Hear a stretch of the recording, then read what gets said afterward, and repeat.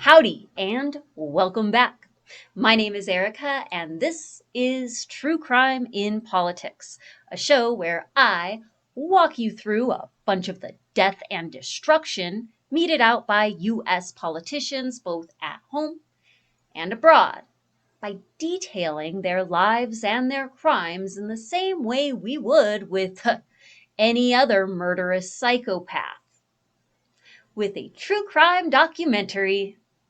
This is the fourth and final part of my series on George H.W. Bush. So I'm going to go ahead and link parts 1, 2, and 3 down in the description in case you need a chance to catch up. I'm also going to provide links to a bunch of articles down below that I relied on to, write this episode because this scumbag, George H.W. Bush, he's literally incredible. And honestly, I wouldn't believe me either if I hadn't had the opportunity to read a bunch of books and articles written by people much smarter and more qualified than myself to speak on these issues. You'll recall from part 3 that Iran-Contra was a raging dumpster fire of lies, criminal enterprise, multi-continental drug smuggling and slaughter, with a bunch of rape, torture, and mass incarceration sprinkled on top. Dude, I am so relieved and excited that we finally get to move on from covert operations and death camp Nazis. But today, we're going to go ahead and talk about full-fledged war crimes included. Yeah, it doesn't get any better or brighter from here, so buckle up, Buttercup. Despite the mountain of misconduct that went on in the Reagan administration, George Herbert Walker Bush still won the presidency in 1988 and went on to succeed his partner in crime, Ronald Reagan. HW had basically run on a platform of continuing Reagan-era policies with an extra emphasis on the war on drugs.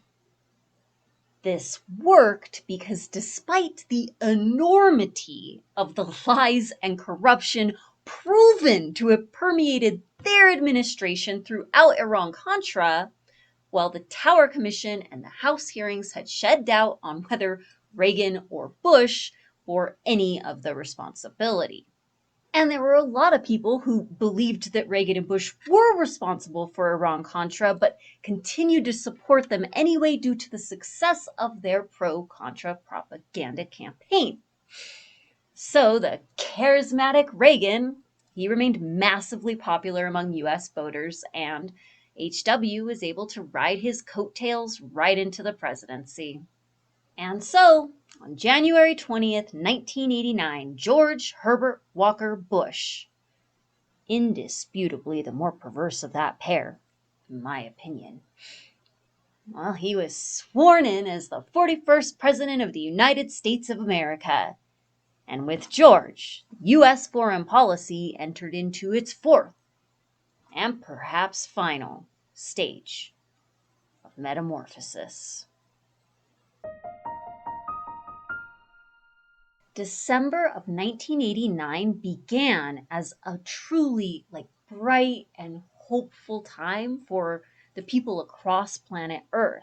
And this was because it looked like the Cold War and America's fight against communism was finally beginning to come to an end. And with that, the threat of a nuclear apocalypse was greatly diminished.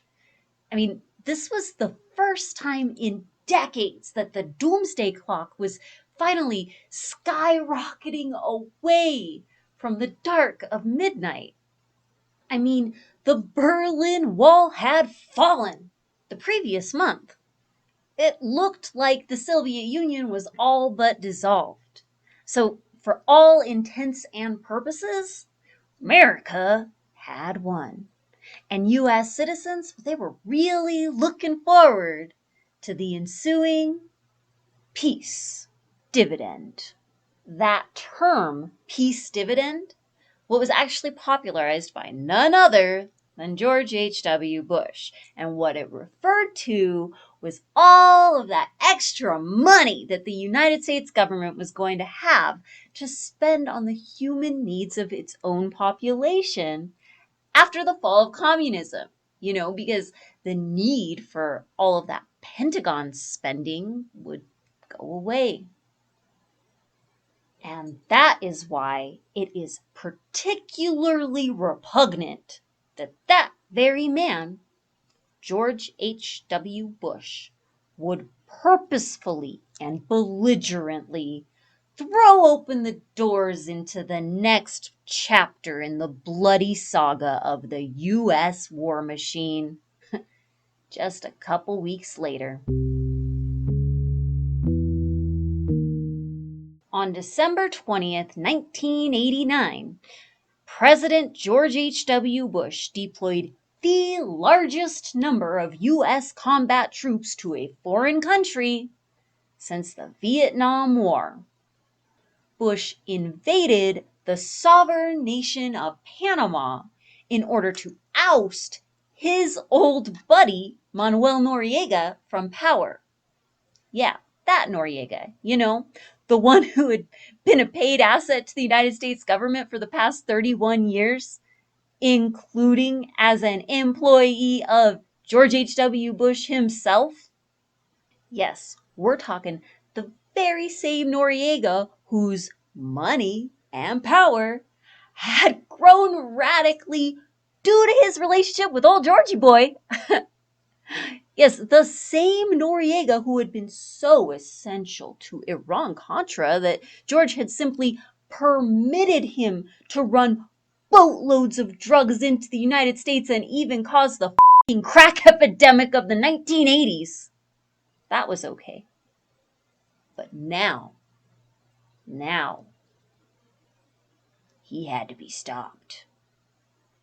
In his address to the nation, Bush claimed his goals were to safeguard American lives, defend democracy, combat drug trafficking, and protect the integrity of the US Panama Canal Treaty. Now, each and every one of those justifications was complete and utter bullshit. So, I'm going to have a little chat with old George, and we're going to go through them one by one. Hit it, George. The goals of the United States have been to safeguard the lives of Americans. What you're saying is that the tens of thousands of U.S. citizens currently living in Panama are suddenly and imminently in grave danger. But I'm going to need you to explain to me why you're saying that. Last Friday, Noriega declared his military dictatorship to be in a state of war with the United States. No. I see what you did there, George. You really made it sound as though Noriega went ahead and declared war on the U.S. But you and I both know that's not what happened. Noriega declared a state of emergency, and he did that due to the increasingly aggressive actions of U.S. troops in his country, combined with the devastating impact of U.S. sanctions on Panama. Be real for just a moment, George. You already had 12,000 U.S. soldiers stationed in Panama who were actively planning and training for this invasion right in front of Noriega's face. Plus, it's only been 6 months since the last time you tried and failed to coup the guy. Now, when you add to that the U.S. imposed economic blockade on Panama had the country in shambles and the poorest of Panamanians literally starving in the streets, and I'd say it makes sense that Noriega declared a state of emergency and also that he described the situation as one of non-declared war between the two countries. That's just an accurate summary of what was actually happening, wasn't it, George? The very next day, forces under his command shot and killed an unarmed American serviceman, wounded another, arrested and brutally beat a third American serviceman, and then brutally interrogated his wife, threatening her with sexual abuse. That was enough. Whoa, I mean, okay, yeah, that does sound bad, but that's because you make it seem as though those US soldiers were just targeted for no good reason and like it was under orders by Noriega or something. And again, that is definitely not what happened there. See, those soldiers were at a legitimate military checkpoint in front of Panama's Defense Forces headquarters, and they illegally drove through after being stopped. I would love to know just how you think US soldiers would respond to a car full of foreign soldiers breaking through a barricade in front of one of their US military bases. Because I'd wager good money that they would all be dead before you could say, sanctimonious charlatan. And according to Panama, those US soldiers were armed and they opened fire, killing a small child. Now, those claims, to be fair, were never properly investigated, so I'm not going to sit here and pretend to know the truth of the matter. Speaking of hearsay, you know that US couple that you were talking about, how they were illegally detained and beaten, and the woman was even threatened with sexual violence? Where's the proof, George? Because their names were never given. There's no photo evidence. There's no video or recorded testimony of any kind. So as far as I'm concerned, it didn't happen. So all we're left with is this one heavily disputed instance of violence between the PDF and US soldiers. And it's literally the one and only time anything like that has happened in over 25 years. You absolutely, positively have no right and no justification to full-on invade a sovereign nation because a car full of US soldiers illegally ran a barrier to a foreign country's defense headquarters at a time of heightened tension and got themselves shot. Next. To defend democracy in Panama, I would love to know when your policy on democracy in Panama changed, George. Because you and Reagan helped Noriega to rig the 1984 Panamanian elections in the favor of Nicolás Artito Barletta. Remember? Because y'all went out of your way to legitimize that clearly stolen election, my dude. Barletta, in case you forgot, was y'all's chosen candidate because he was close to your administration.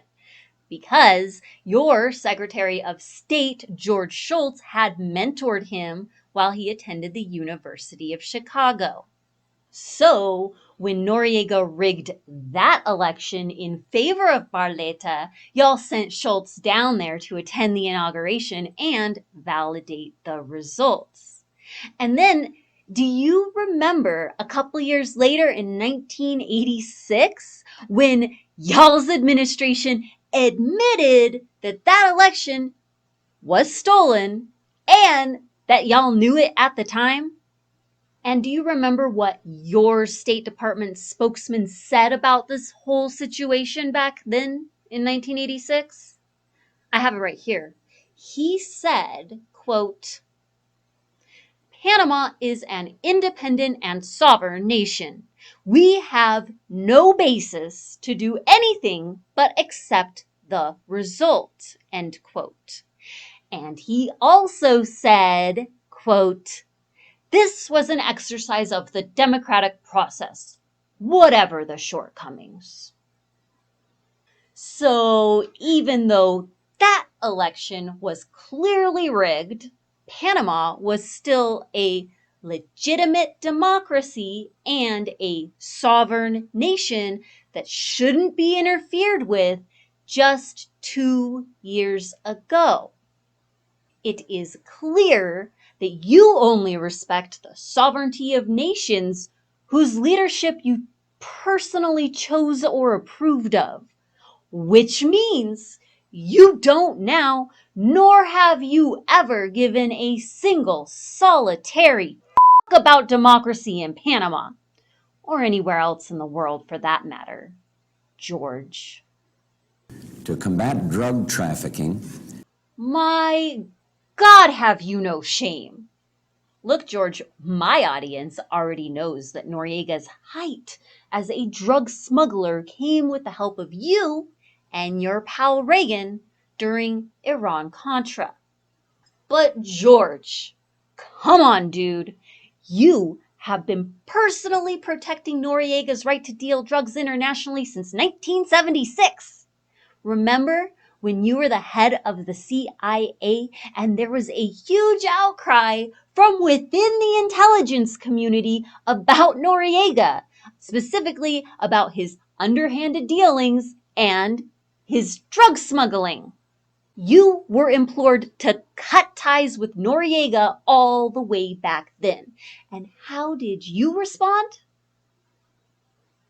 That's right. You insisted that he stay on the CIA payroll, and you even gave the a raise. So, George, you have personally spent well over a decade propping up Noriega's narco-kleptocracy, you disingenuous fuck. And to protect the integrity of the Panama Canal Treaty. Oh, good Lord. Where to begin, guys? I guess I better start at the beginning, but that means, yo, George, I'm gonna need a minute with my audience. Excuse me. Okay, so way back in the late 1800s, the French began construction on the Panama Canal. But after many years and tons of money spent on the project, they gave up. So they sold the infrastructure to the United States in 1902. So naturally, the US proceeded with plans to complete construction of the canal. But in 1903, the government of Colombia rejected the US proposal. Yes, Panama had actually been a part of Colombia at that time. But not for long. Because, of course, we're at the height of unabashed U.S. imperialism right now. Y'all remember the Banana Wars from parts 1 and 2? Yeah, we're smack dab in the middle of that timeline right now. So, of course, the U.S. sent in her military to back Panamanian separatists to break off from the government of Colombia. For their efforts, the United States was granted their very own colony right in the middle of the new country of Panama. It was called the Canal Zone. That's how and why Panama was born in 1903. From there, the U.S. went on to create an apartheid state so that they could pay desperate dark-skinned workers from the Caribbean as well as former slaves from West India absolute shit wages to do some of the most dangerous work in the world at that time. A minimum of 1 in 10 workers on the canal died in the line of duty. And from what I can tell, Literally all historians agree that that is a gross underestimation. And due to the apartheid, well, you can bet your bottom dollar the vast majority of those deaths were dark-skinned individuals because pale folk were not put in the same kind of danger as a matter of policy. So the US basically endorsed a civil war and spawned a whole new country from the plunder just to gain the right to build a canal. And then they created a wretched and deadly apartheid state just to minimize expenses. And they also made sure that all of the land in the canal zone was officially US territory, splitting the whole country of Panama in two and ensuring that the US military could occupy that region forevermore. And they did all of that to save money on shipping. Boy, oh boy, U.S. imperialism is one sick, scheming, extravagant beast, ain't she? But anyway, let's fast forward now to 1977. So, Canal Zone, still U.S. territory. Panama, still bisected and occupied by large numbers of U.S. military personnel. But Panamanians had been protesting this clearly absurd, unfair, disgusting situation for decades at this point. And so Carter, who you'll recall had built his platform around a more humanitarian foreign policy, well, he cut a deal with Panama and agreed to return complete control of the canal to them by the year 2000. Dismissing the obscene imperialistic nature of the Canal Zone, Bush's party, the Republican National Party, well, they forcefully objected to the creation of this treaty, and many wished to nullify it. That's the treaty that Bush is pretending to care about preserving here. Neo-imperialists, like George Bush, firmly believed that the Canal Zone belonged to the U.S. fair and square. And as we shall see, George Bush had zero respect for that treaty and no desire to protect its integrity. Okay, go ahead, George. Repeat your point. And to protect the integrity of the Panama Canal Treaty. George, I would like to call your attention to Article 5 of the Panama Canal Treaty. You know, that same treaty you claim you want to protect the integrity of. Yeah, this little part is called the Principle of Non-Intervention. And within this clause, it clearly states employees of the Panama Canal Commission who are nationals of the United States of America shall abstain from any political activity in the Republic of Panama as well as from any intervention in the internal affairs of the Republic of Panama. George, buddy, you realize that the very act of invading Panama sets ablaze a key component of the treaty you profess to be protecting by invading Panama, right? But dude, let's also remember that before there was any of this conflict between PDF forces and US soldiers in Panama, you tried to coup Noriega. Like, I would say that constitutes like political activity as well as intervention in the internal affairs of Panama. Wouldn't you? Now, add to that that included in that devastating wall of economic sanctions imposed by the US on Panama, included in that was a cessation of the payments agreed upon in that same treaty. So it's pretty clear you don't give a damn about the treaty, George. So, bro, it's not about protecting US citizens. It's definitely not about preserving democracy in Panama, motherfucker. And it's certainly not about the drugs or the treaty. So tell me, George, why are you really going to war? Thank you very much.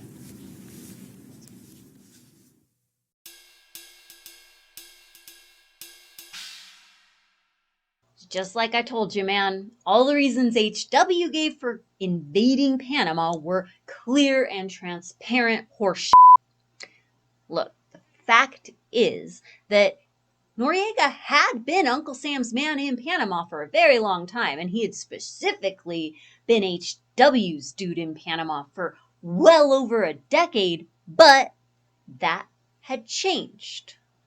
Noriega had grown from a ruthless, scheming, drug-smuggling dictator who Bush could control into a ruthless, scheming, drug-smuggling dictator who it didn't seem like anybody could control.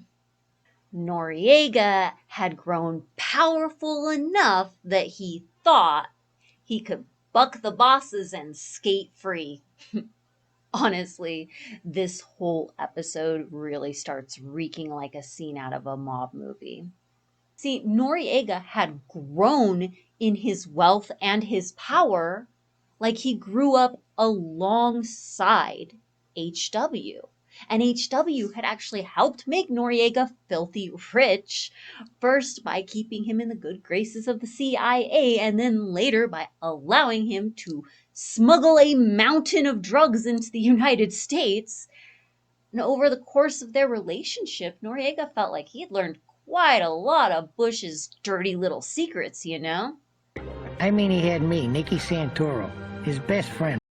All of these things taken together made Noriega feel like he was a lot more powerful than he actually was. So what happened is our old acquaintance John Poindexter, remember, of Iran-Contra? Well, in December of 1985, he made his way over to Panama with a list of demands for Noriega from Uncle Sam. I'm going to make him an offer he can't refuse. And Noriega just said no to every single one of them. And at that time, Poindexter promised him, quote, "I will return with an axe of war," end quote. Now, Bush and Reagan were neck deep in Iran-Contra at that time, so for a while, Noriega did skate. And that must have had him feeling pretty darn good about himself, because in 1988, he arrogantly declared, "I've got Bush by the balls." He didn't. The U.S. began to destroy Panama, same way they always do, by targeting the economy first. So full economic blockade descended on the country. What you need to understand is that didn't affect Noriega personally. I mean, dude was filthy rich and real comfortable in the black market. So all that did was over everyday Panamanians. So the hit was ordered on Noriega. But Noriega managed to survive 2 separate coup attempts on his ass. And so, of course, HW had to go to war. There's no way that he was going to let this low-level thug just walk with all the information that he had and all the power he had been allowed to gain. It's not personal, Sonny. It's strictly business. I totally get that it is difficult to take a dude with that face and that name seriously. But generally speaking, when the bosses send their toady to you with an ultimatum, you should probably believe what the chump tells you.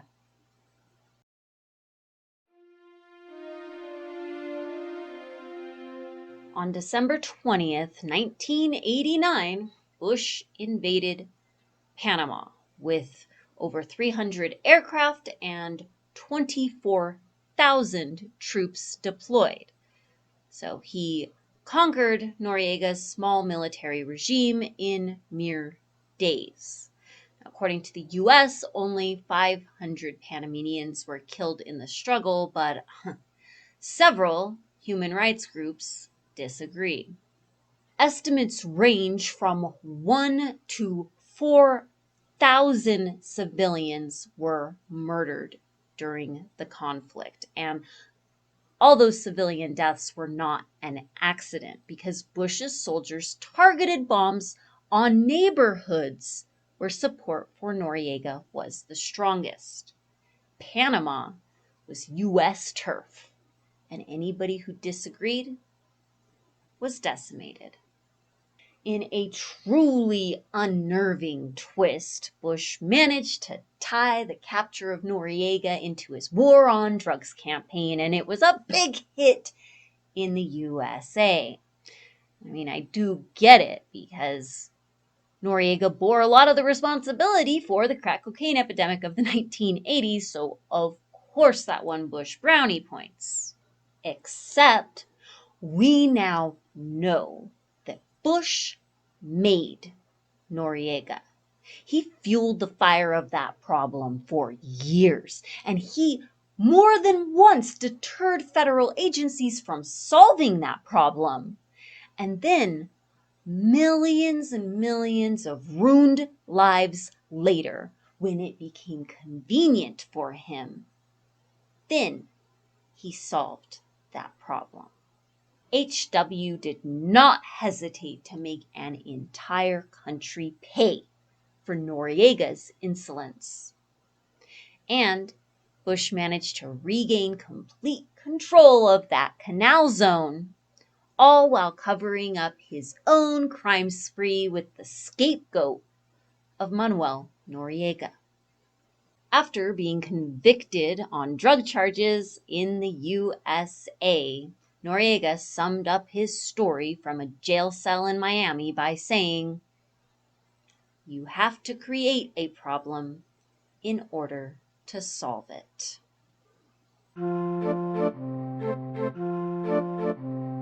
Now, inquiring minds, they just might want to know how the hell George H.W. Bush got away with this. I mean, the dude invaded a sovereign nation just to oust their leader, and, he killed perhaps thousands of innocent Panamanians in the process, and he definitely made homeless tens of thousands of them just days before Christmas, no less, and for no valid reason. The US invasion of Panama should have put George H.W. Bush at the Hague facing charges as a war criminal, but instead, he became one of the most popular presidents in US history. How did that happen?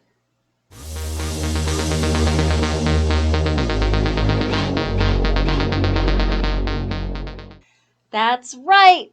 Propaganda is the name of the game, and George Bush, he was an excellent propagandist. Or, if nothing else, dude knew very well how to smother dissent and how to reward servile sycophants to ensure that his message was the only message anyone would hear. George pulled it all off with the innovation of press pools. Basically, the press were not allowed freedom of movement in Panama. So all these journalists who flew in to do on-the-ground reporting of the war, well, they were just shuffled over to U.S. military bases where they were detained during the majority of the battles. As a result, the brave journalists who had flown in to do on-the-ground wartime reporting were instead forced to just repeat what they could learn from the television, which were stories woven by the Pentagon and fed to CNN. Yup, you heard that right. Their only source of information was a U.S. broadcasting company broadcasting Pentagon talking points while that same Pentagon was holding them against their will at a U.S. military base while all the major battles ensued. One U.S. journalist named Arthur Lord, who endured that frustrating experience, wrote at the time that possibly, quote, "The Bush administration wants to manage the news and that the Pentagon views the press as hostile." But Arthur, well, he carefully allowed for the possibility that perhaps the Bush administration was just wholly inept. They weren't.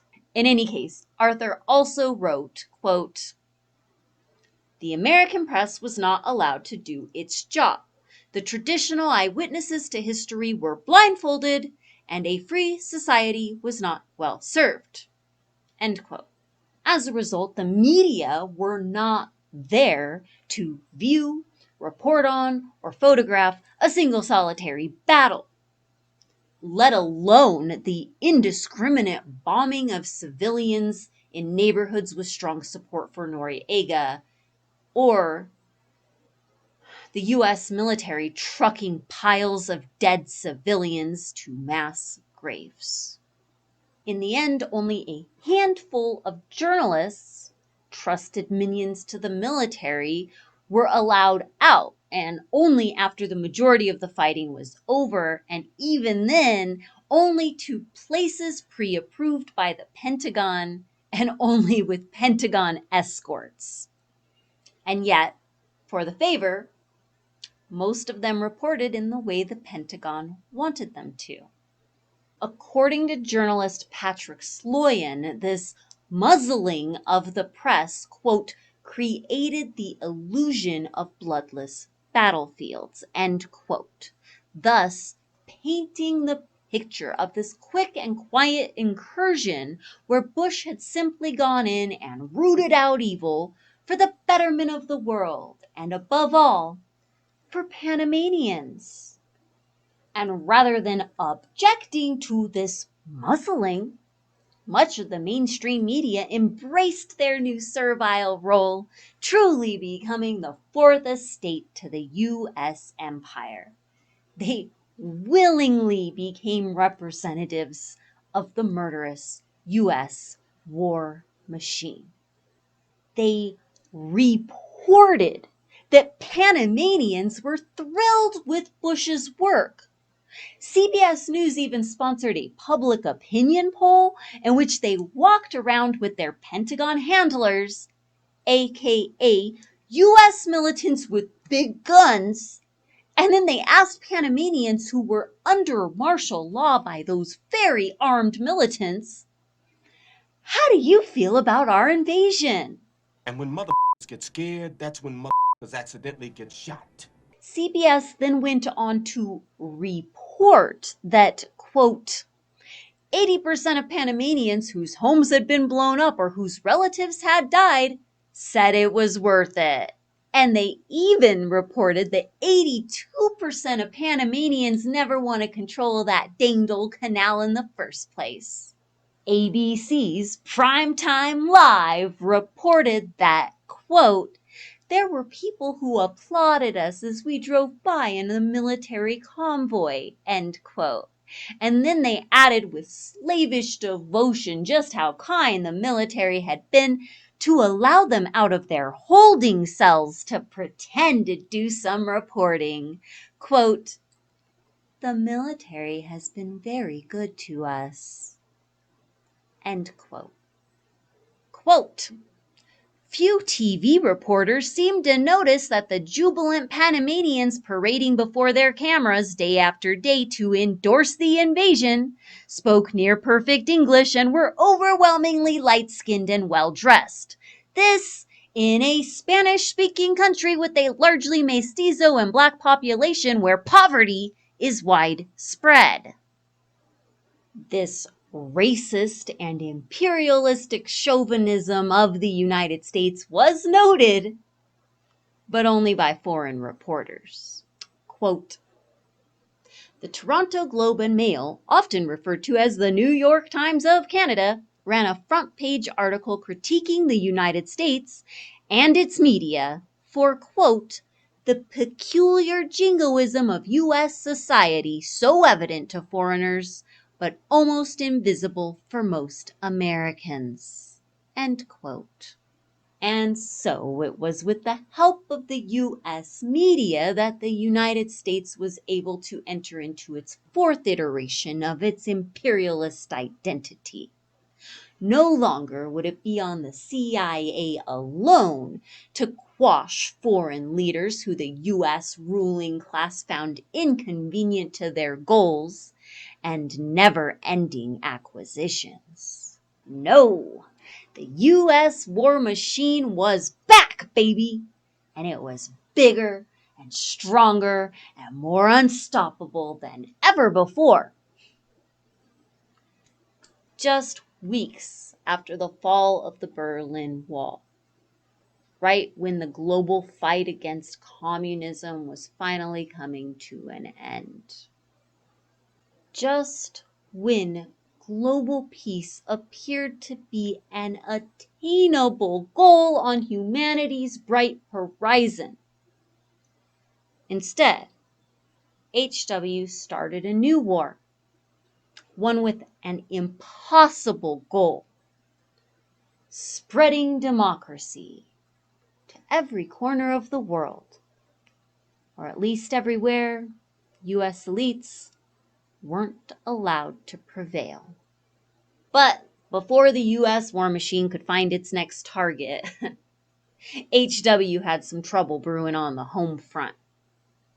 I just feel like no documentary about George can truly be called complete unless you cover his most infamous blunder.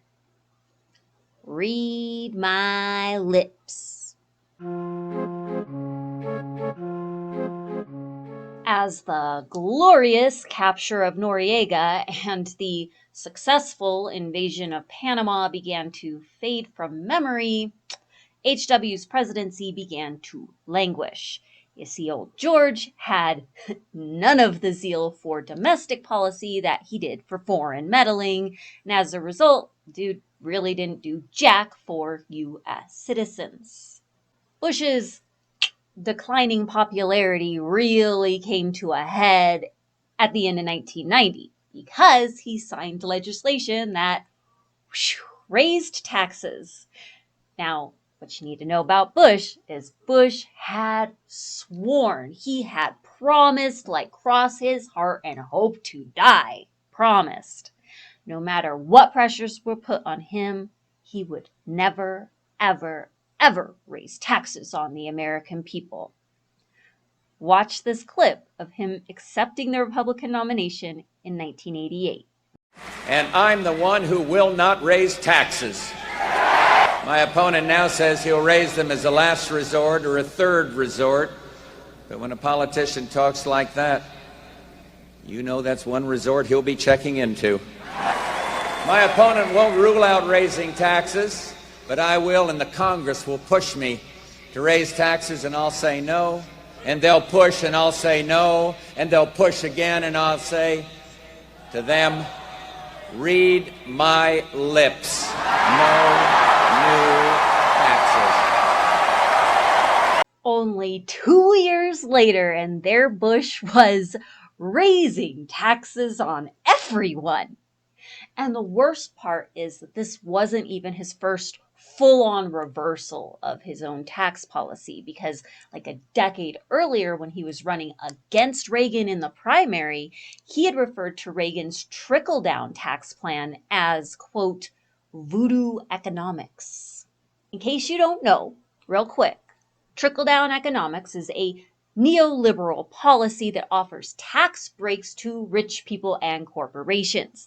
The theory being that all the money they save will trickle down to us poors through job creation.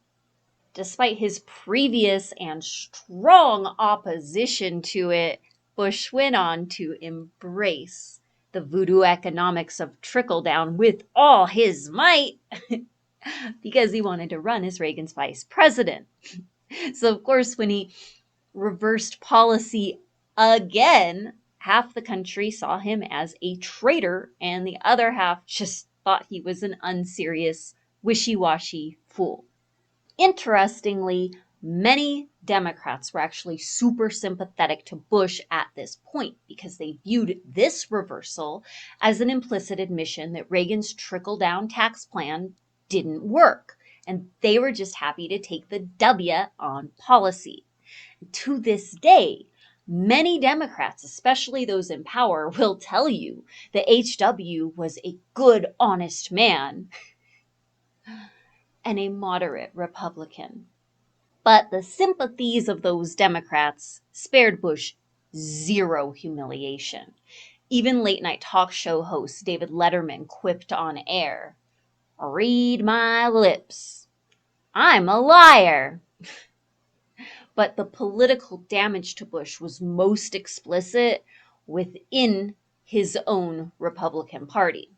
The tax increases actually spurred a revolt within the Republican Party led by Speaker of the House Newt Gingrich.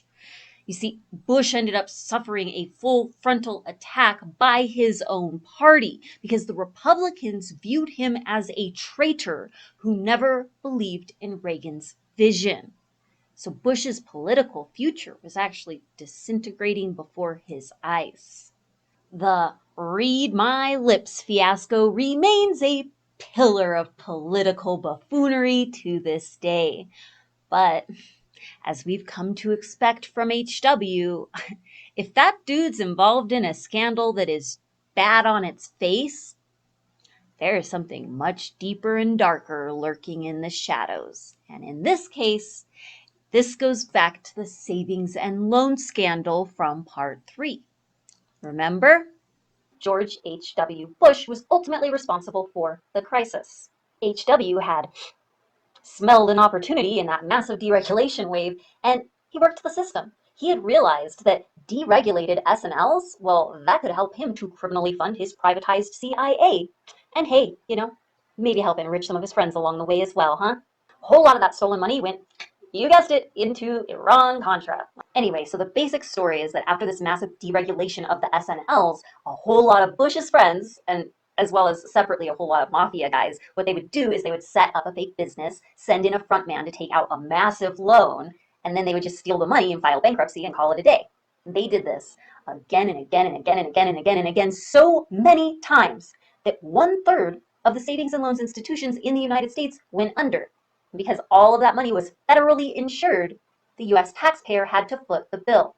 And because so many of these loans that were given out to these ultimately fake businesses, well, they were for commercial real estate and real estate development, all of this ended up causing a housing bubble. And of course, that bubble burst.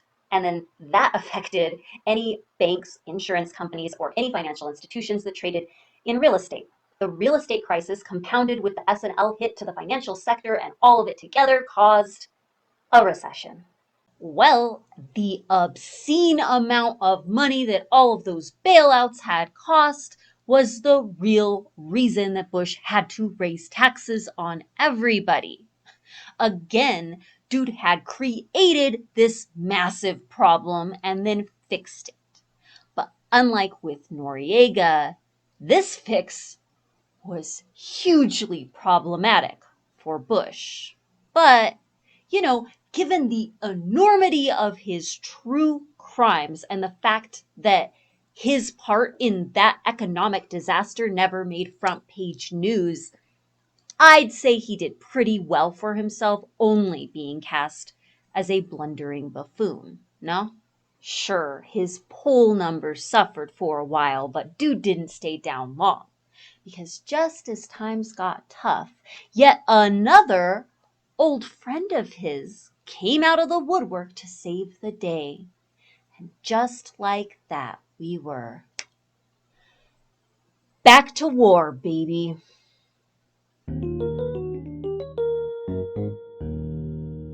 On August 2nd, 1990, Saddam Hussein invaded Kuwait.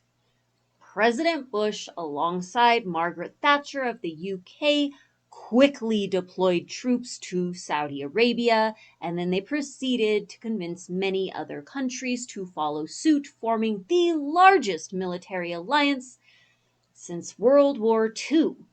Now, it is a long-known axiom of ruling powers that a population at war will unite behind their leader. And this was no exception. President George H.W. Bush went from down in the polls following the Read my lips, Fiasco, too super popular again, basically overnight. But surely these events were completely outside of Bush's control, and this was just a happy little coincidence, right? Wrong. Let me tell you, the first Gulf War was definitely not some unavoidable, unpreventable catastrophe that was thrust upon Bush and the world at large. No. The first Gulf War was a long-made and well-conceived plot to destroy Iraq and devastate its population because a destabilized Middle East would make it easier for U.S. interests to prevail in the region. Now that sounds like a giant conspiracy theory, right? But what if I told you that the evidence of this actual real-life conspiracy was brought to an international war crimes tribunal, and that Bush and every single member of his administration were found guilty unanimously on every single charge brought against them? Because that happened. Hundreds of scholars and activists from all over the world came together to try to expose and punish Bush and his entire administration over this unjust and illegal war. And these weren't just a bunch of wonky leftists either. The prosecution was led by former U.S. Attorney General Ramsey Clark. I am going to use just some of those charges as a framework so that I can describe to you the what, how, and why for of the First Gulf War, which was also known as Operation Desert Storm, because these motherfuckers are always theatric with their naming. Anyway, check this out, because the very first charge that they levied is the exact same conspiracy theory sounding shit that I said earlier. The United States engaged in a pattern of conduct beginning in or before 1989 intended to lead Iraq into provocations justifying U.S. military action against Iraq and permanent U.S. military domination of the Gulf. And yes, there is plenty of evidence to back this claim. Shortly after Bush took office in January of 1989, he began formally planning his war on Iraq. General Colin Powell admitted to this, and General Schwarzkopf agreed, saying that they had spent a full 18 months planning the war. Bush also started sending weapons and military equipment, like massive amounts of them, to Saudi Arabia 8 months before Saddam invaded Kuwait. So Bush committed his top generals to war planning for a war where they would invade Iraq, and he padded the whole region with war machines far in advance of any aggression by Saddam. Unless we're granting that Bush was some sort of modern-day oracle, there is no way that he could have known to plan for an invasion of Iraq a full year and a half before there was any justification for war. In the true crime world, they call that premeditation. Dude had his murder kit in the trunk and the hole already dug. Saddam's invasion of Kuwait was just the pretense Bush needed to get his sick party started. It's just like a serial killer claiming that he wouldn't have done it if only she hadn't screamed. And then there's that. Why did she scream, George? Or, in this case, why did Saddam invade Kuwait?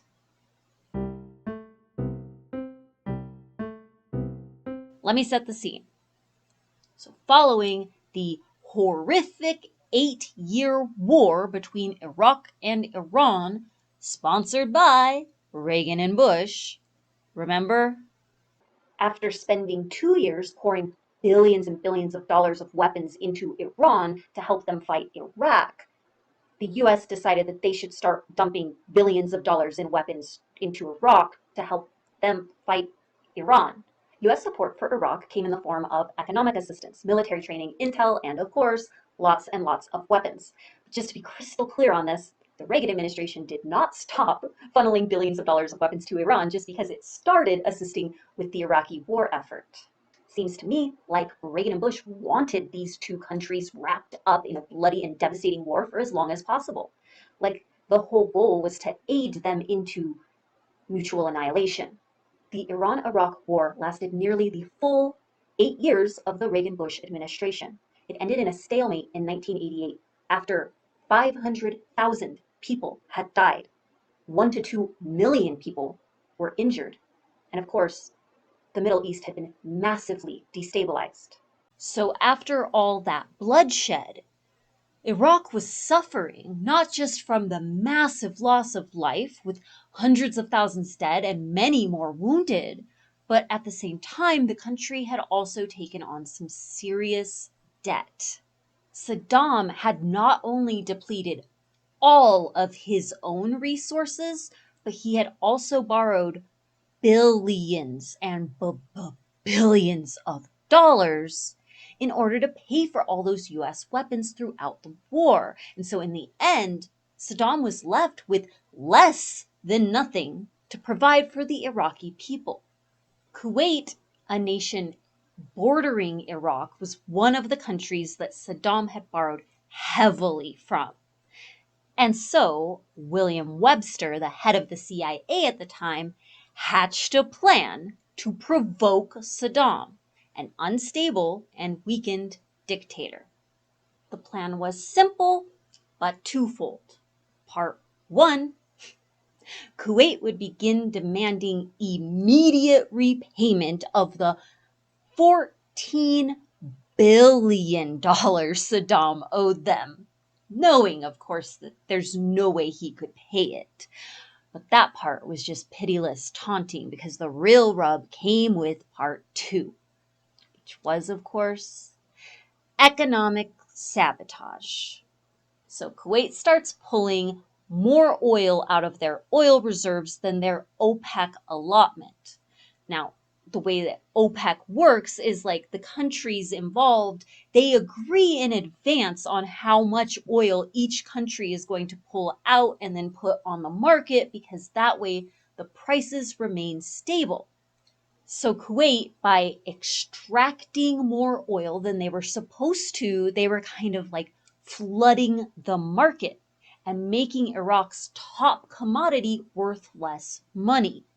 And this at a time when clearly Iraq was super desperate to make as much money as it could. Saddam considered this a form of economic warfare. It was. And to make matters worse, those reserves that Kuwait was pulling all of that extra oil out of, they were shared with Iraq. So not only was Kuwait making Iraq's oil worth less money on the market, but they were also depleting Iraq's own oil reserves to do that. And the whole time, they're also demanding payment in full for this massive debt that they absolutely know Saddam can't pay. Saddam was pissed. And you can kind of understand why, right? I mean, let me be clear. I am not justifying Saddam's invasion here because, for one, I'm very anti-war, and that necessarily means anti-invading sovereign nations, but also we already know Saddam was a sick piece of shit. But it's pretty clear Kuwait was intentionally trying to provoke him, right? Which begs the question, why would Kuwait, a country with no military to speak of, provoke Iraq, a country with the 4th largest army in the world, especially when they knew that Saddam had a history of invading neighboring countries. Doesn't make a lot of sense, does it? Unless you factor in that Kuwait knew they were backed by the largest army on the planet, the US Army. And the economic sabotage didn't end there. The US did its part to destabilize Iraq as well by cutting off hundreds of millions in loans for food deliveries, so they caused food shortages throughout the country. But Saddam still had no idea he was being played.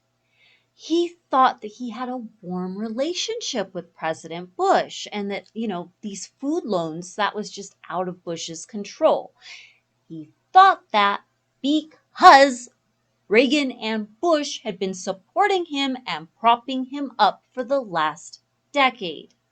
See, Saddam did not yet fully understand that Reagan and Bush were purposefully playing both sides of the Iran-Iraq war in order to weaken both countries.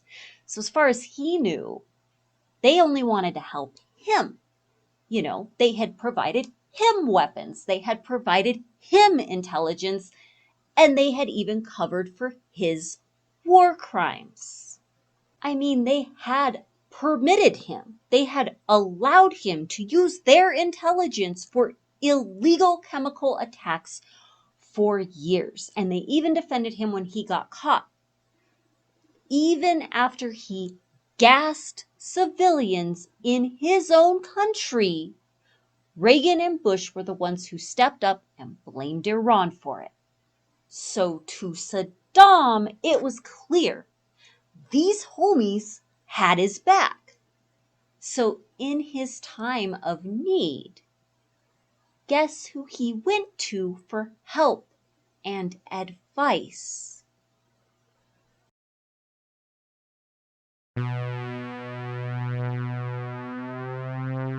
That's right.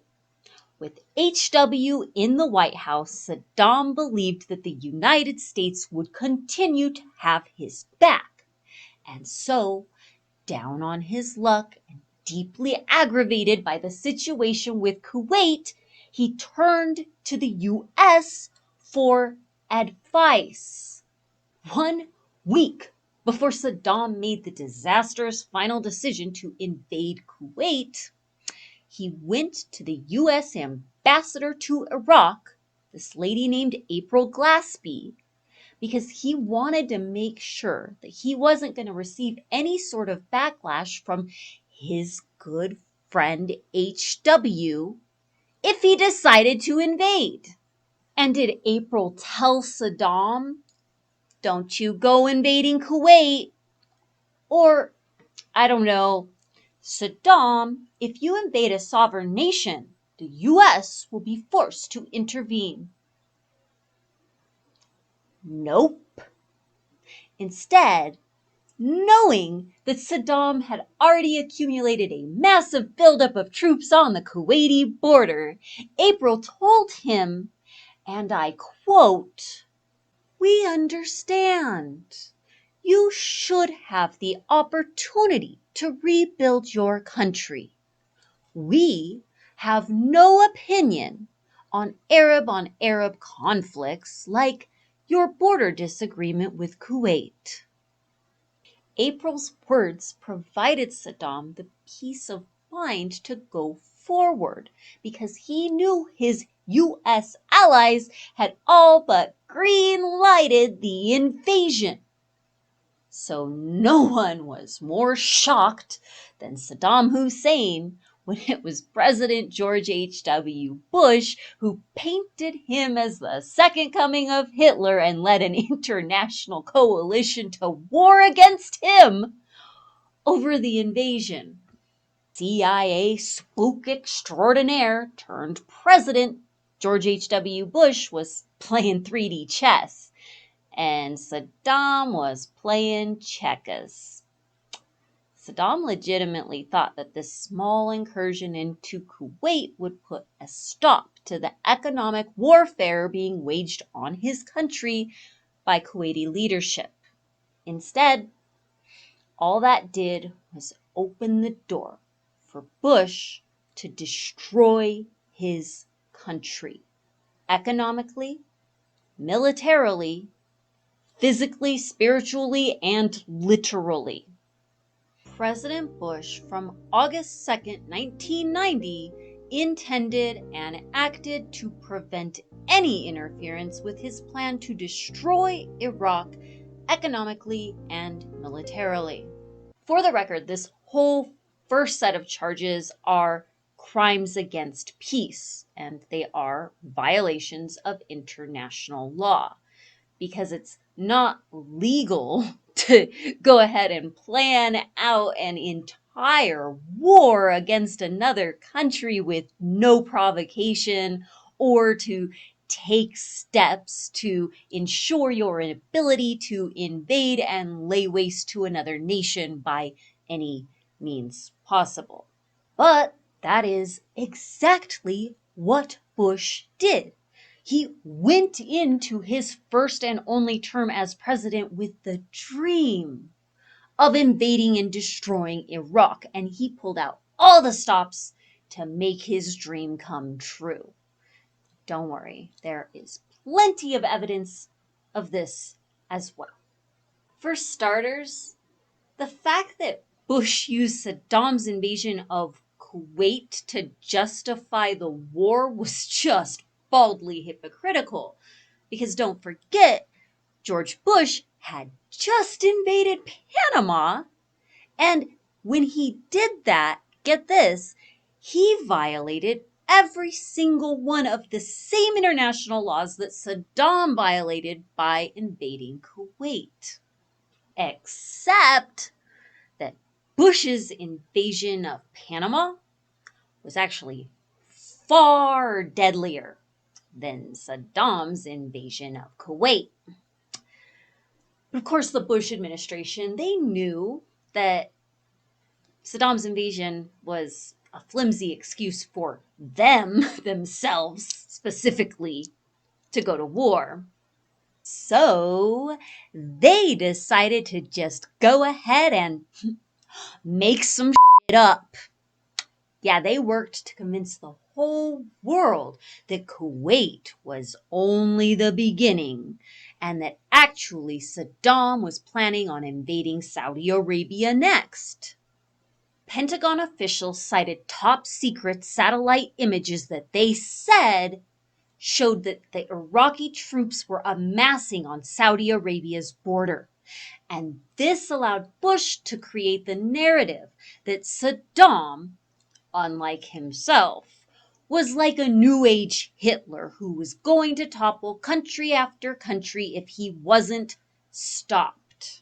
That threat brought many who were skeptical of Bush's war plans to heel and significantly bolstered support for the war effort, even though the satellite images were top secret, and so nobody was ever allowed to view the evidence.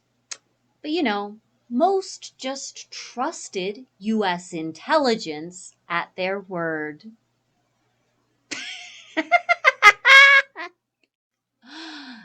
Dummies. Thankfully, one diligent journalist was later able to recover satellite images of the Saudi border from that time period. And guess what they found? That's right. Nothing. Not a damn thing. Not a single tank, not a single soldier, just a sea of desert and glaring evidence that the Bush administration had lied the entire world into war. Another piece of evidence the Bush administration used to convince the world of Saddam's Hitlerian tendencies was his indiscriminate use of chemical weapons against Iran and even his own citizens.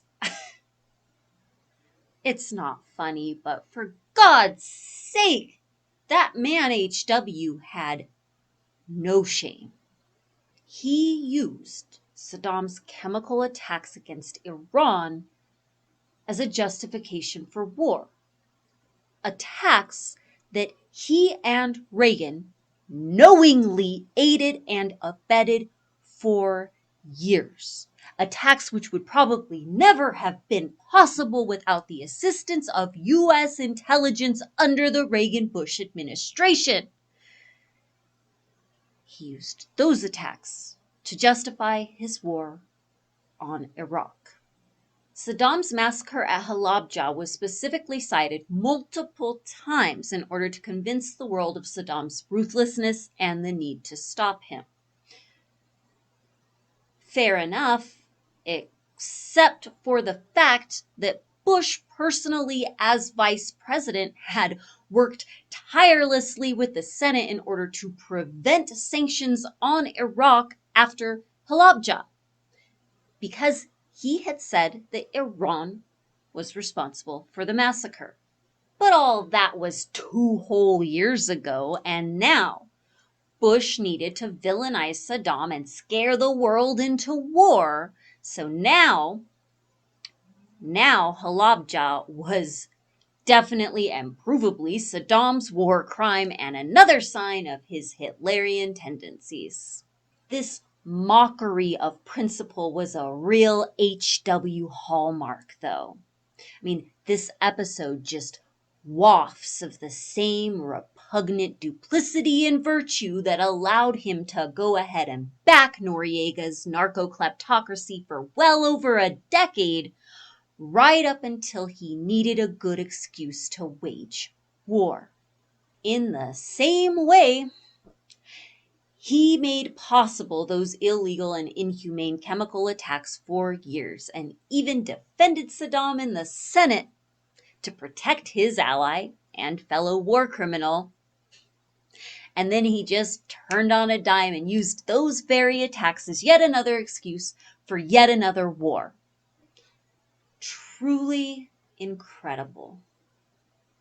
So yeah, I think it's pretty clear that Bush was intent on destroying Iraq. Like, no lie was too grievous, no accusation too baldly hypocritical or even self-incriminating to be withheld. He was going to crush Iraq no matter what.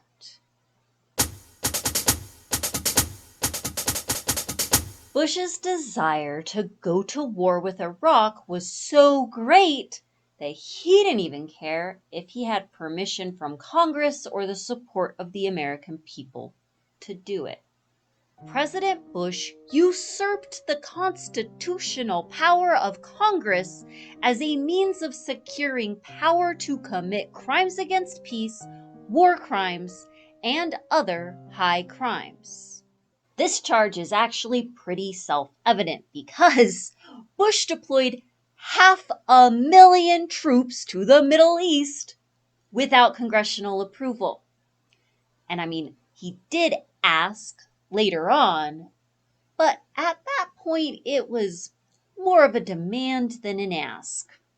Bush kind of had a knife to the throat of U.S. democracy at that point because all those troops were already over there, and then he made clear that he was prepared to attack illegally if necessary. That, my friends, was quite the quandary for Congress. I mean, Congress could have said no, but think about it. What would have happened then if Bush just ordered those 500,000 troops into war anyway? What would they do then? They impeach the commander-in-chief in the middle of the largest U.S. war effort since Vietnam? Think of the chaos that would ensue. Think of the lives that would be at stake. That motherfucker tied their hands. Because Bush's resolve was not a secret. Not only did this creep tell his diary over and over again that that was his intention. Yeah, he's like sitting there every day going, "Dear diary, I'm about to crush an entire civilization. Dear diary, I don't give a shit if I get congressional approval. I'm doing it. Dear diary, I'm going to blow up a bunch of civilians.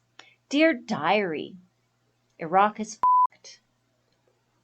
You know, those weren't his exact words, but he was telling his diary regularly, this is what I'm going to do. And he would even tell people in regular everyday conversation, like, hey, I'm going to war with Iraq, and I don't care if I get congressional approval. Quote, if I don't get the votes, I'm going to do it anyway. And if I get impeached, so be it. End quote. Yep. HW said that out loud to another person in the White House. Like, dude legit gave no fucks. He was going to war. And just another crazy note, his little fanboy, John Meacham, you remember from part 1, his biographer? This dude actually wrote this as though this was a demonstration of Poppy's courageousness and his deep devotion to his principles. Gross little lapdog. To be fair, like in my own way, I also found it kind of impressive that Bush valued this war more than he did his own presidency. But for me, his intense desire to slaughter a bunch of Iraqis under false pretenses using U.S. troops, U.S. weapons, and U.S. taxpayer dollars, but without even a hint of U.S. approval or permission, like, to me, I don't know, struck me as more psychotic, unpatriotic, and authoritarian than courageous. Worst part is, the f***er got permission.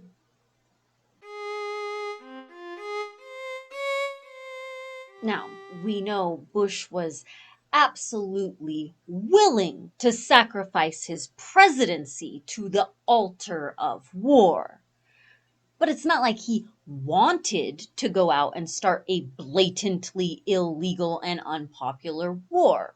So, he dug around in his dirty little bag of tricks to find ways of acquiring consent.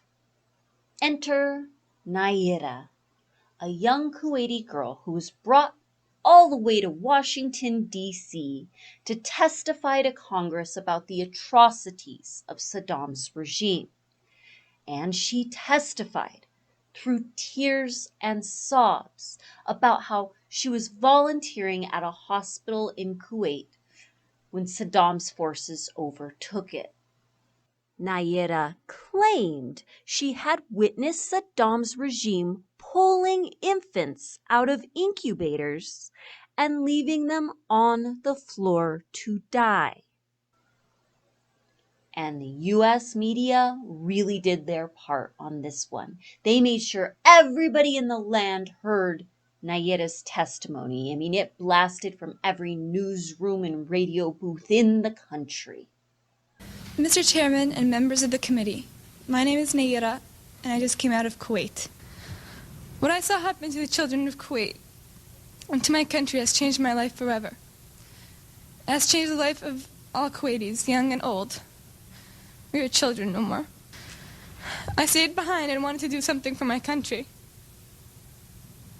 The second week after an invasion, I volunteered at the Al-Adan hospital with 12 other women who wanted to help as well. I was the youngest volunteer. The other women were from 20 to 30 years old. While I was there, I saw the Iraqi soldiers come into the hospital with guns. They took the babies out of the incubators, and left the children to die on the cold floor. It was horrifying. I could not help but think of my nephew, who, if born premature, might have died that day as well.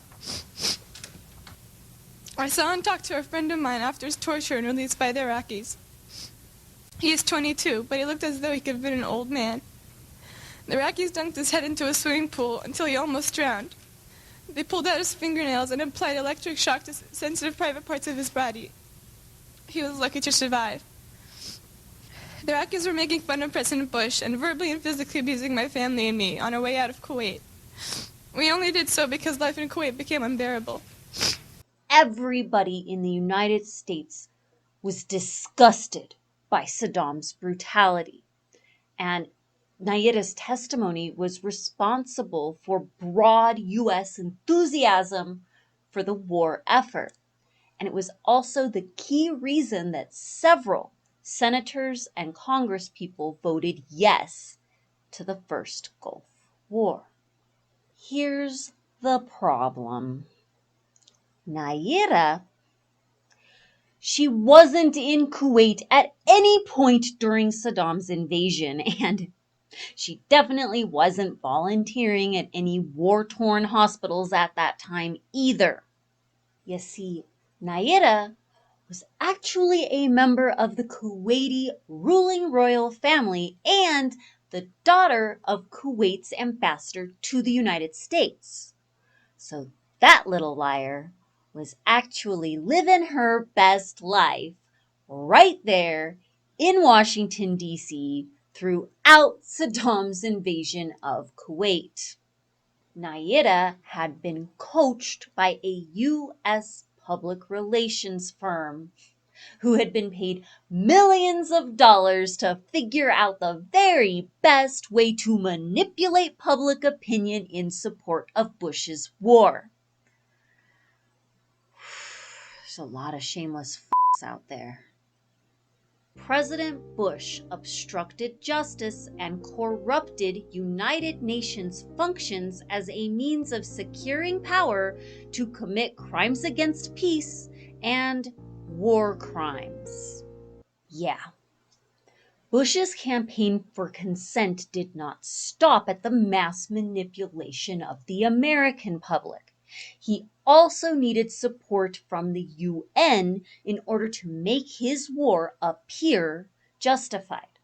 So envoys were sent out to all of the members of the UN Security Council in order to compel their votes for Poppy's war. Bush's team used various forms of coercion, from multi-billion-dollar bribes to brutal dictators, to the old reliable threat of economic retaliation, in order to secure international complicity in his war. In example, Yemen voted against the U.S. resolutions, and as promised, they lost millions of dollars in much-needed economic aid. Meanwhile, HW forgave a $7 billion loan to Egypt's merciless dictator Mubarak for the right vote. This bought complicity at the highest levels of world government and even within the very organization built to prevent the exact types of crimes that HW was committing and would go on to commit. So filthy, dude. But that complicity, what it did is it allowed Bush to claim that this wasn't just his war. And before we move on to all the upcoming war crimes charges, I really need you to know that this was 100% Bush's war. He bought complicity. He bought acquiescence. He didn't buy much more than that. Even though history remembers this as a global coalition of 42 countries who united to fight Saddam, of the 1 million troops deployed to fight in that war, 700,000 of them were U.S. soldiers. Similarly, the vast majority of the military equipment and weapons used in the war came from the United States.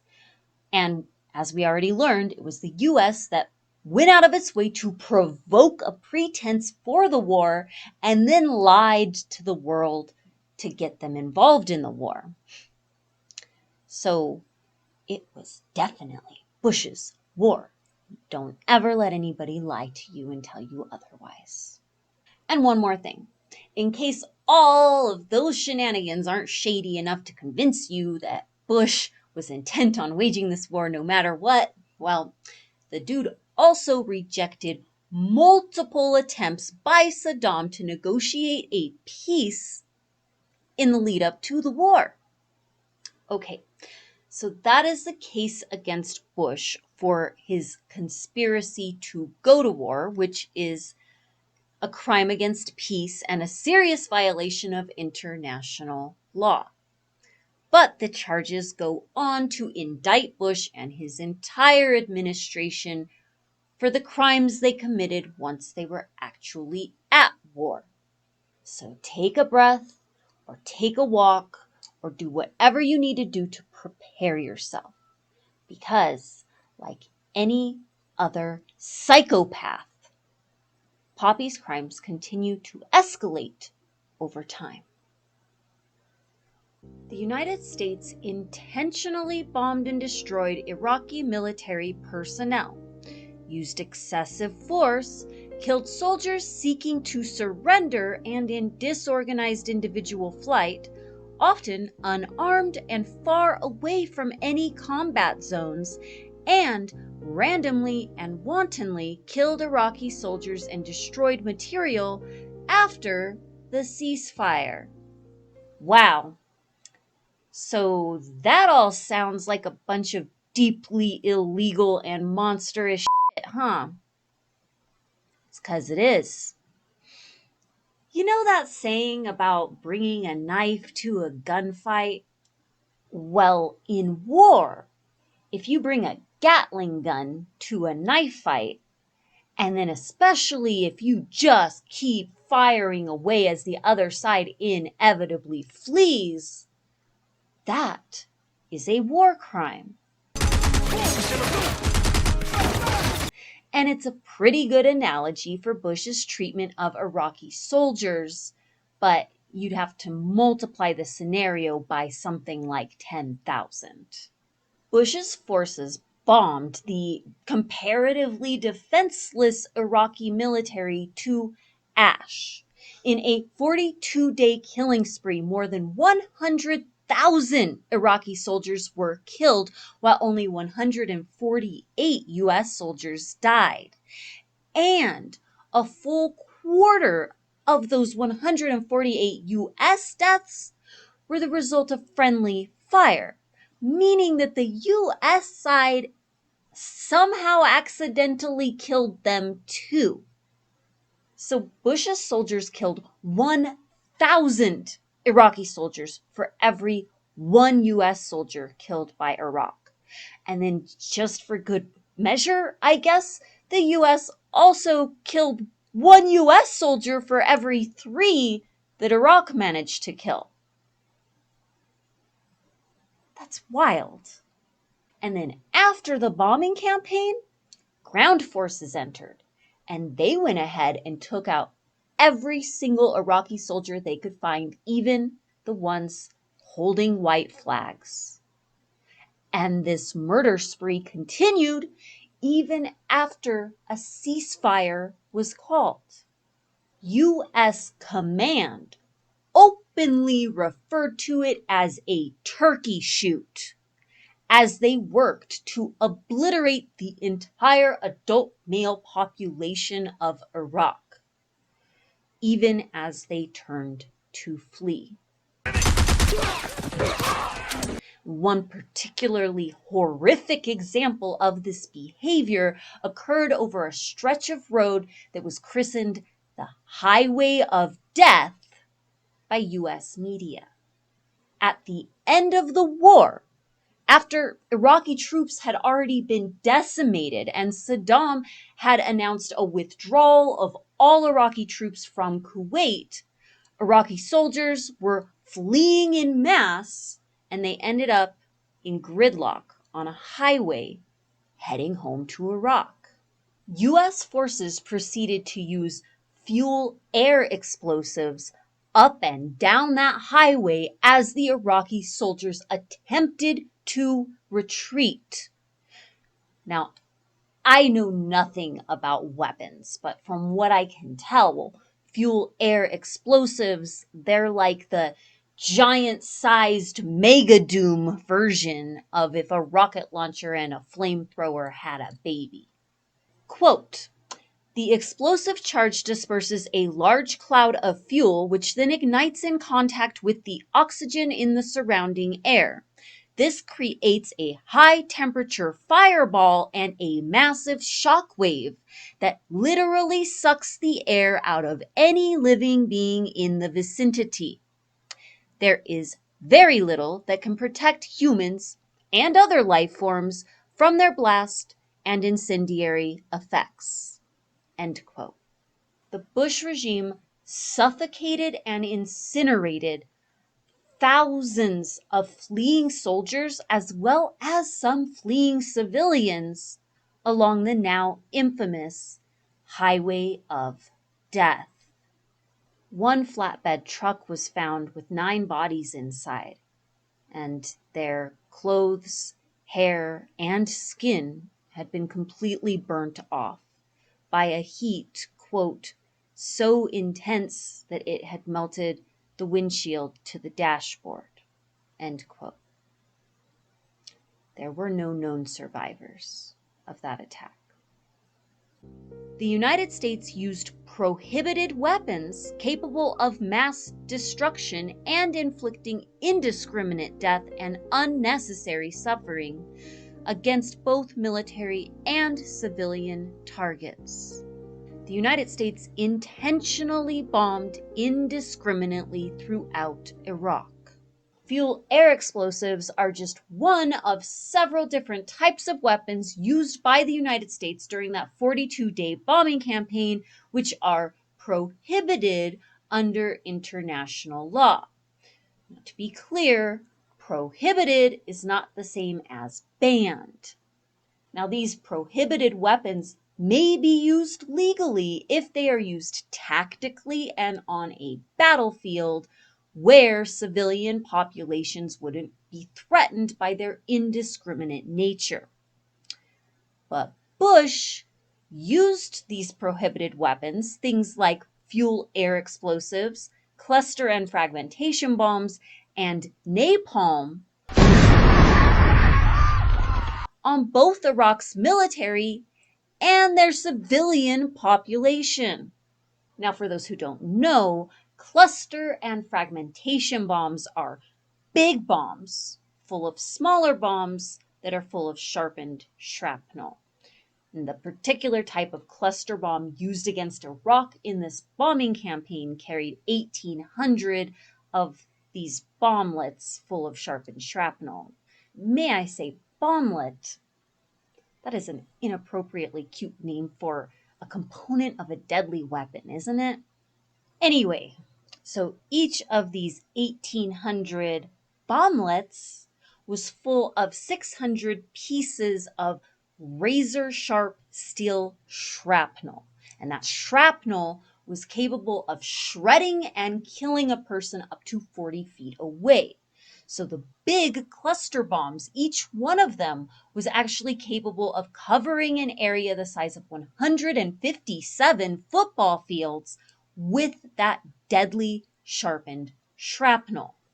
These bombs are so unreliable and so unpredictable, they were actually the cause of 13% of total US casualties in the Gulf War. So, like a lot of those friendly fire deaths that I spoke about earlier probably came down to our own cluster and fragmentation bombs. Because these weapons murder so indiscriminately, they are completely banned in 110 countries worldwide. But of course the US is not on that list, and so Bush and his allies dropped 61,000 of those bombs on Iraqi towns and cities in just 42 days. That is almost 1,500 of just that, like one specific prohibited god-awful weapon that were dropped on a country the size of California every single day for 42 days straight. Bush sought to demolish, destroy, and terrorize the entire population of Iraq, not just its military. Don't worry, because more proof of that is yet to come. President Bush ordered the destruction of facilities essential to civilian life and economic productivity throughout Iraq. Just 1 week before Bush's bombing campaign began, his Secretary of State, James Baker, told an Iraqi official at a peace conference, he said, "We will return you to the pre-industrial age." Let's just think about what that means for a moment. No engines, so no planes, trains, or automobiles. Okay. No electricity, so no light. No refrigeration, no incubators, or any other life-saving device of the modern era. No modern forms of communication either. No TV. Not many radios are going to function.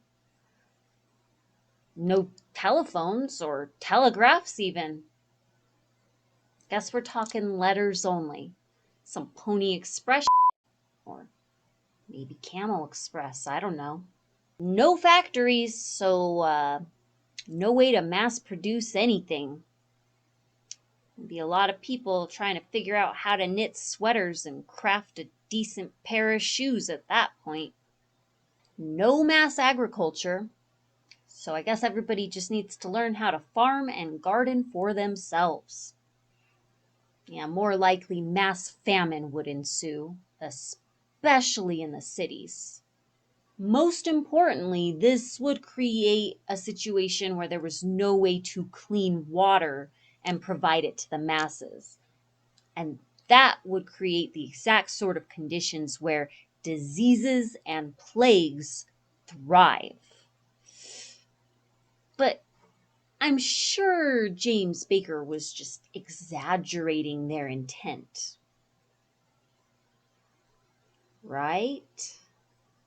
The United States intentionally bombed and destroyed civilian life, commercial and business districts, schools, hospitals, mosques, churches, shelters, residential areas, historical sites, private vehicles, and civilian government offices. Nope. James Baker was not exaggerating.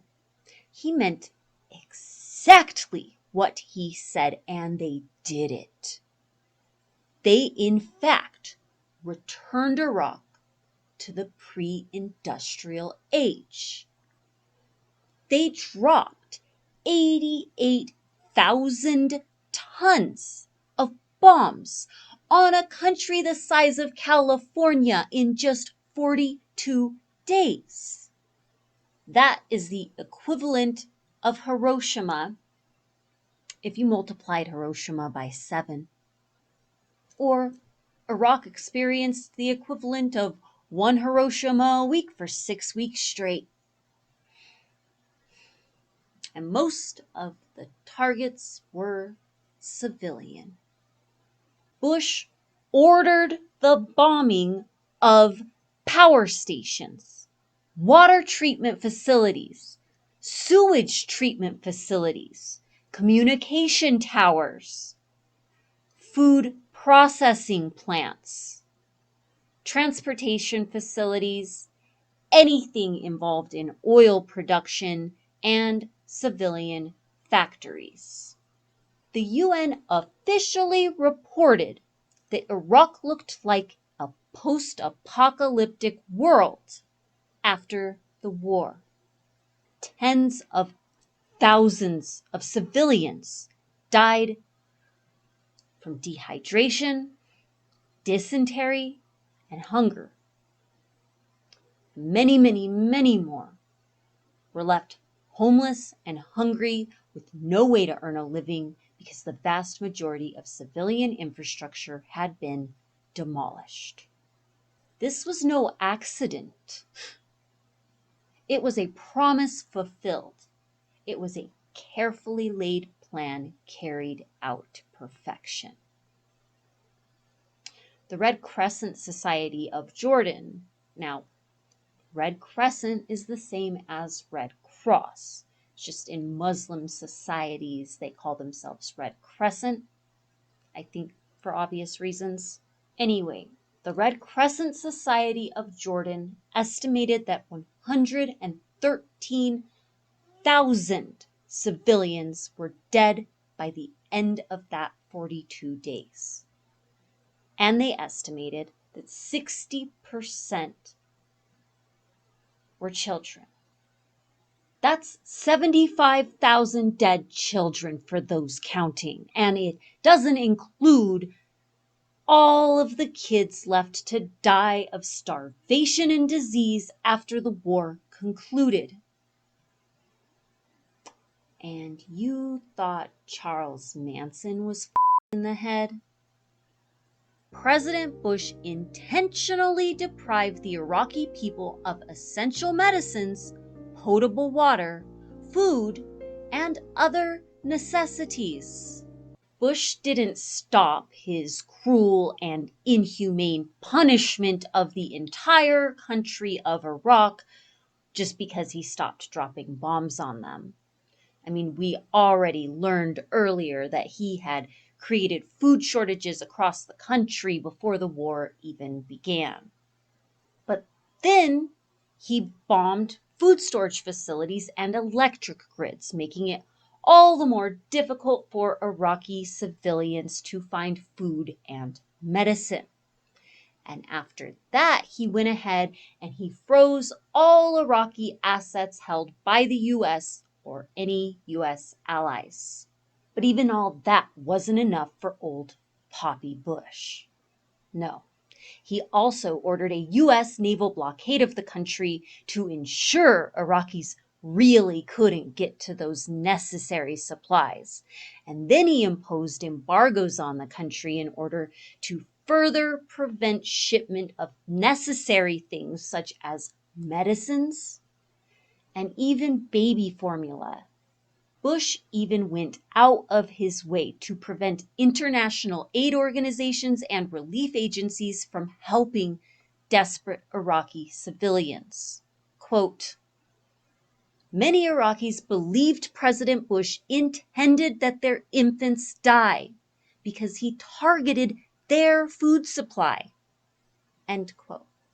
Prior to the war, Iraq imported 2,500 tons of baby formula each month.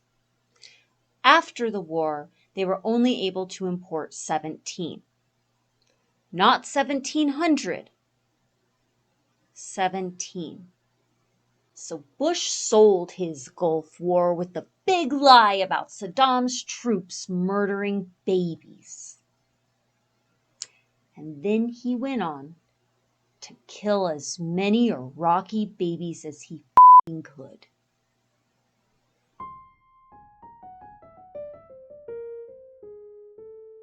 If you didn't know that George H.W. Bush was this genocidal, baby-killing psychopath of epic proportions, don't worry, you're not alone. Remember, even I went into this project thinking of him as a boring, wimpy old fart. I had no idea how deeply sinister this man was. All I knew was that he was probably involved in Iran-Contra, and then I definitely knew that he had himself a war in Iraq, but only because the Gulf War is actually my first memory of the U.S. at war. And I was fascinated by it at that time. And yes, I've always been weird. I know. I would beg to watch the news with my family every night during those 42 days. My dad would always eventually agree to this, but he would insist on sitting behind me so that he could quickly cover up my little eyeballs, in case something graphic hit the screen. But he never had to. Instead, the screen was filled with beautiful explosions across the night sky.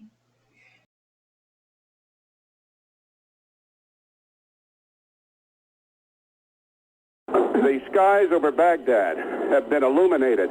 We're seeing bright flashes going off all over the sky. Peter? We have not yet heard the sound of bombs landing, but there's tremendous lightning in the sky. This is extraordinary. We're getting starbursts, seeming starbursts in the black sky. Peter, look at this. This is a bright flash of light that seems to be, it came across from north to south and even came up here by us in the hotel, and there it goes. It's almost like a shooting star. I think that shooting star is probably an F-15, John. Yeah. The security fellows also took some of the videotape out of one of our cameras. The beautiful pictures that we took to go along with the commentary that you heard earlier tonight on CNN.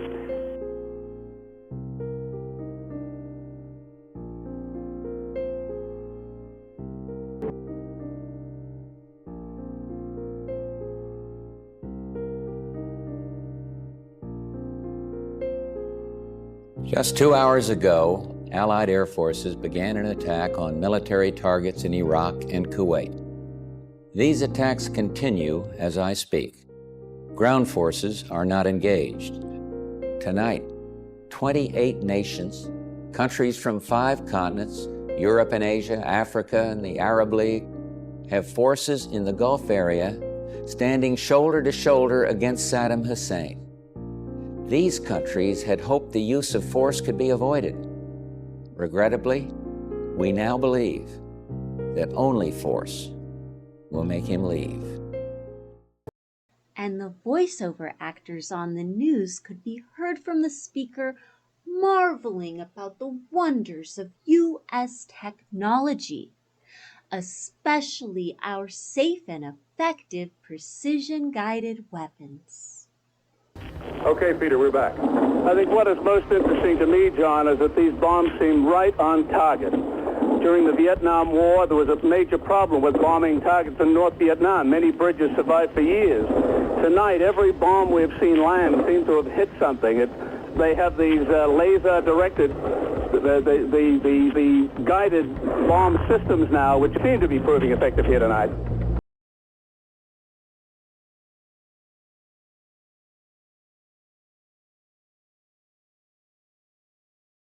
The voices assured us that this just and righteous war was being fought for the most virtuous reasons and in the most virtuous ways. As a result, my first introduction to war was a decadent celebration of U.S. excellence and superiority that played out like a 4th of July Jubilee on repeat for more than a month.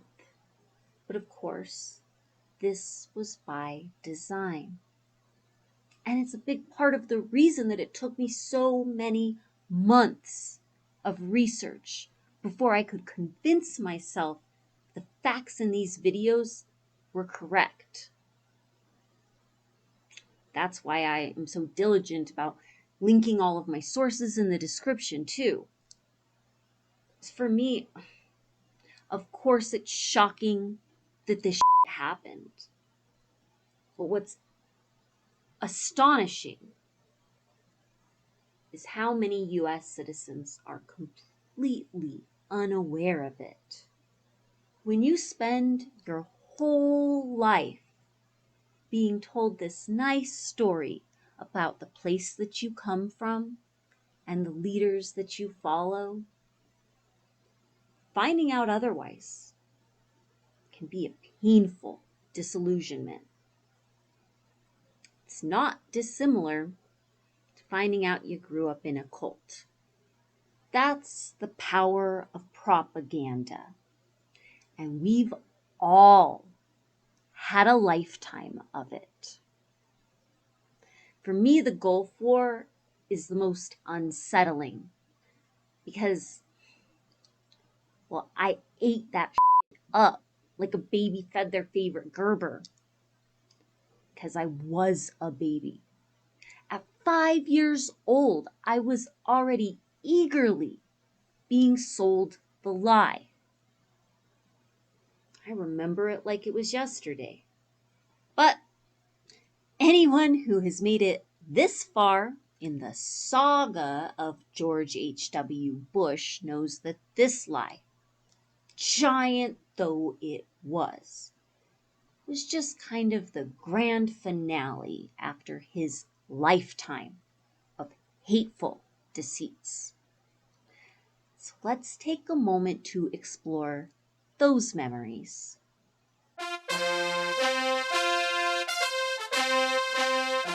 Our first look at propaganda in this series came with CIA intervention against Allende in Chile. And it was then that we found out the CIA has paid propagandists in the media field all around the world. And given HW's longtime personal and familial connections to the CIA, I'd bet money he knew that too.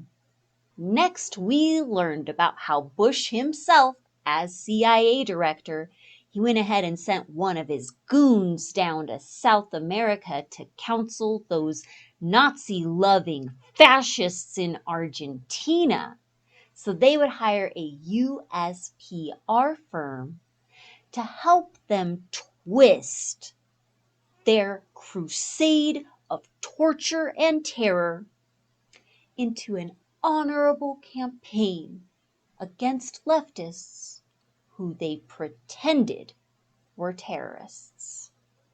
Then later, Reagan and Bush ran a highly successful propaganda campaign to rally U.S. support for the Contras. Remember how they created a real-life Ministry of Truth in total defiance of our First Amendment rights to convert people to the Contra cause. Again, painting terrorists as heroes. Then there's the fact that Gary Webb got pushed all the way out of the journalism field entirely because of his accurate reporting that made the government look bad. And then there was that story about how HW managed to continuously stamp out the story that connected him to the S&L crisis, and mostly he pulled that off just by having friends in the right places. And above all, don't forget that Bush completed a practice run in Panama in the lead-up to the Gulf War, where he used press pools to prevent on-the-ground reporting, and he rewarded only the Pentagon's most obedient lapdogs with even a pretense at real journalistic practices.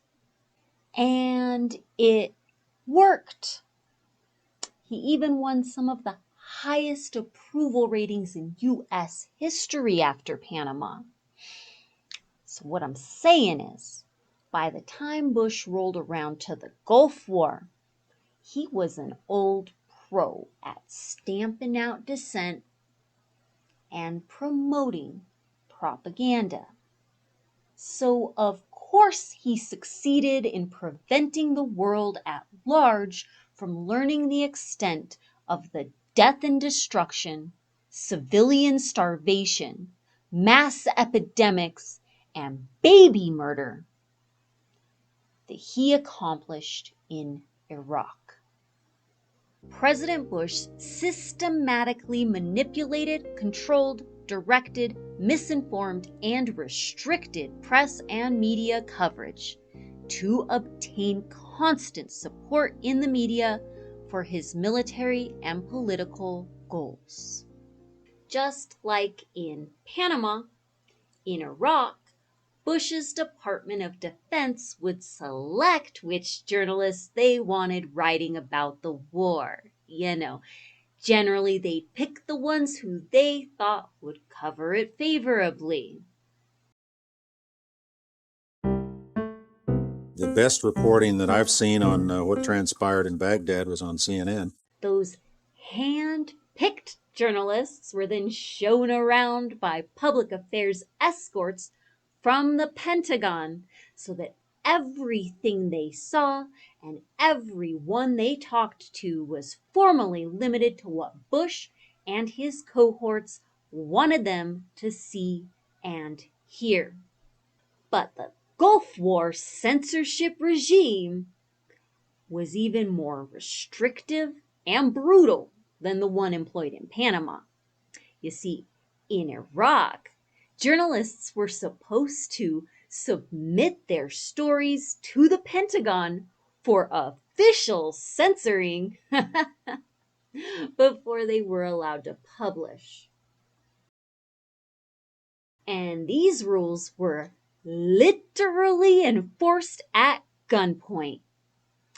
One photographer was detained in his car for 6 hours under threat of being shot by US Marines. His offense? Operating as an unsupervised journalist in the war zone. Those Marines were under strict orders to make the press pool system work.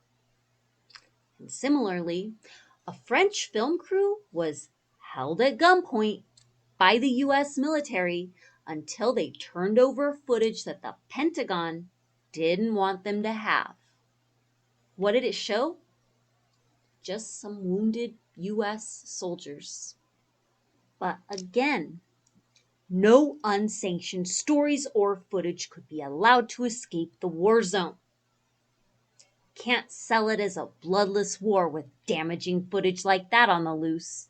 I mean, think of the innocent US civilians who might actually question the cost of war.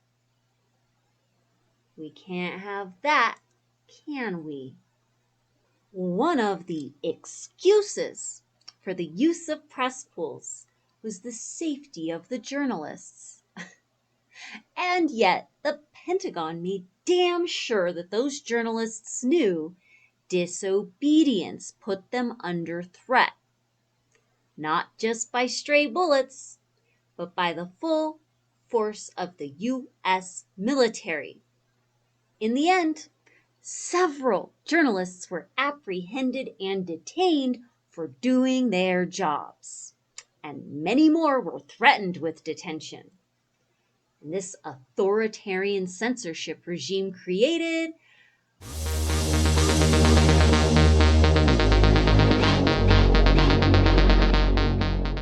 That's right, a propaganda mill, where only Pentagon talking points were allowed to escape the war zone.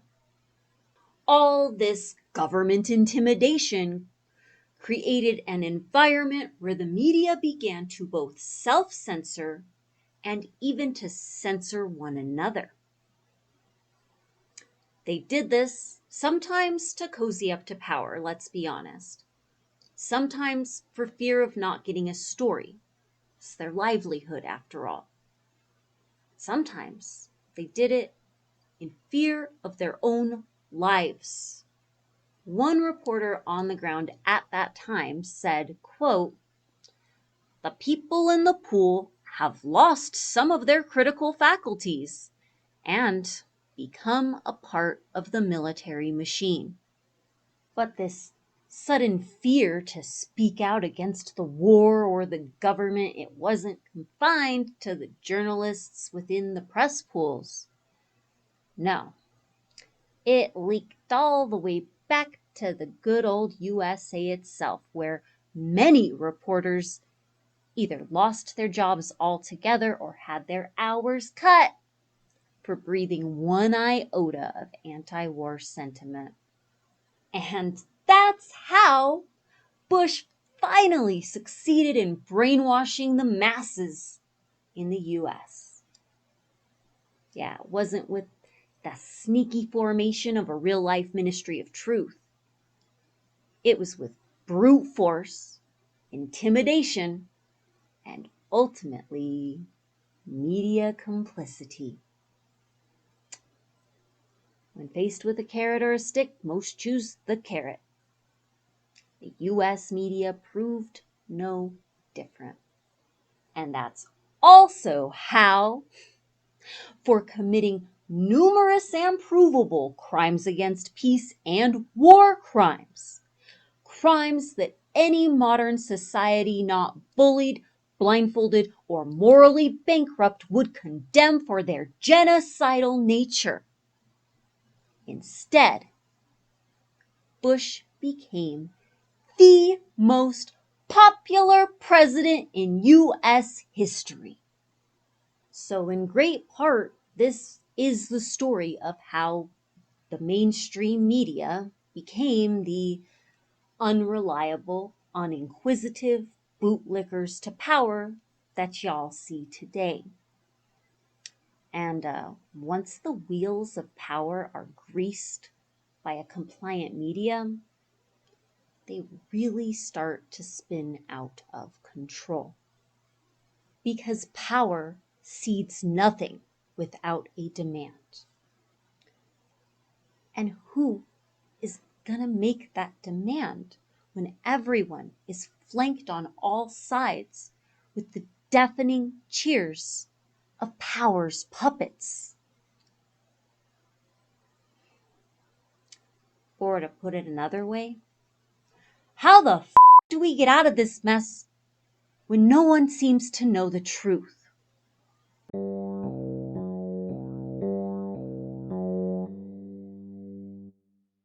Okie doke, let's try to summarize Bush's work in the Middle East. We'll start with the Iran-Iraq War, a war that lasted for 8 years because Reagan and Bush were secretly funneling weapons to both sides in an effort to weaken both oil-rich nations. That war ended tragically with over 500,000 dead in a stalemate. Bush and Reagan throughout that time were also propping up Saddam's dictatorship in Iraq, despite knowing of his many and grievous war crimes, and they even went so far as to assist him with intel that he used to launch illegal chemical attacks against his enemies in Iran, and then later against his enemies at home.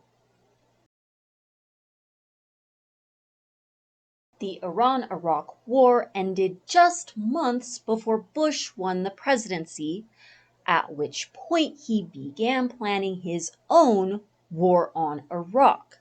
And remember, his own generals admitted that they began tactical planning for the invasion shortly after Bush took office.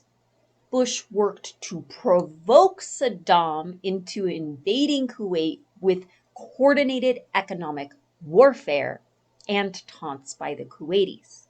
And then when Saddam came to ask if, his old pal Bush would continue to support him should he decide to invade Kuwait, he was told it was A-OK by the USA. But the moment that Saddam took the bait, Bush sent hundreds of thousands of US soldiers to the Middle East to begin to prepare for his war on Iraq. And Bush was so eager and bloodthirsty and set on having his war that he sent those soldiers over without congressional approval. Bush went on to literally bribe and bully the whole UN Security Council in order to gain support for his unjust war. And then he propagandized the entire world with this giant lie about how Iraq was preparing to invade Saudi Arabia next. And then he used that lie in order to argue that Saddam was a New Age Hitler who must be stopped. Bush even used the gas attacks, which he himself knowingly aided, abetted, and then defended, to further his Hitler narrative. And then he supplemented that with the false testimony of Nayirah about the incubator babies in order to finally win congressional approval for his war. But all of that, those were only his crimes against peace. His actual war crimes were far more appalling. He went to war with Iraq with the intention of returning that country to the pre-industrial age. And he did. That could, and maybe should, be considered a genocide. Finally, the Bush administration harassed, repressed, and manipulated journalists in order to force a favorable narrative of Bush's war in Iraq. And it worked. And it worked so well that motherfucker became the most popular president in US history, even as he purposefully left millions of children and infants to starve and die in the streets of Iraq. Why? What was this all for?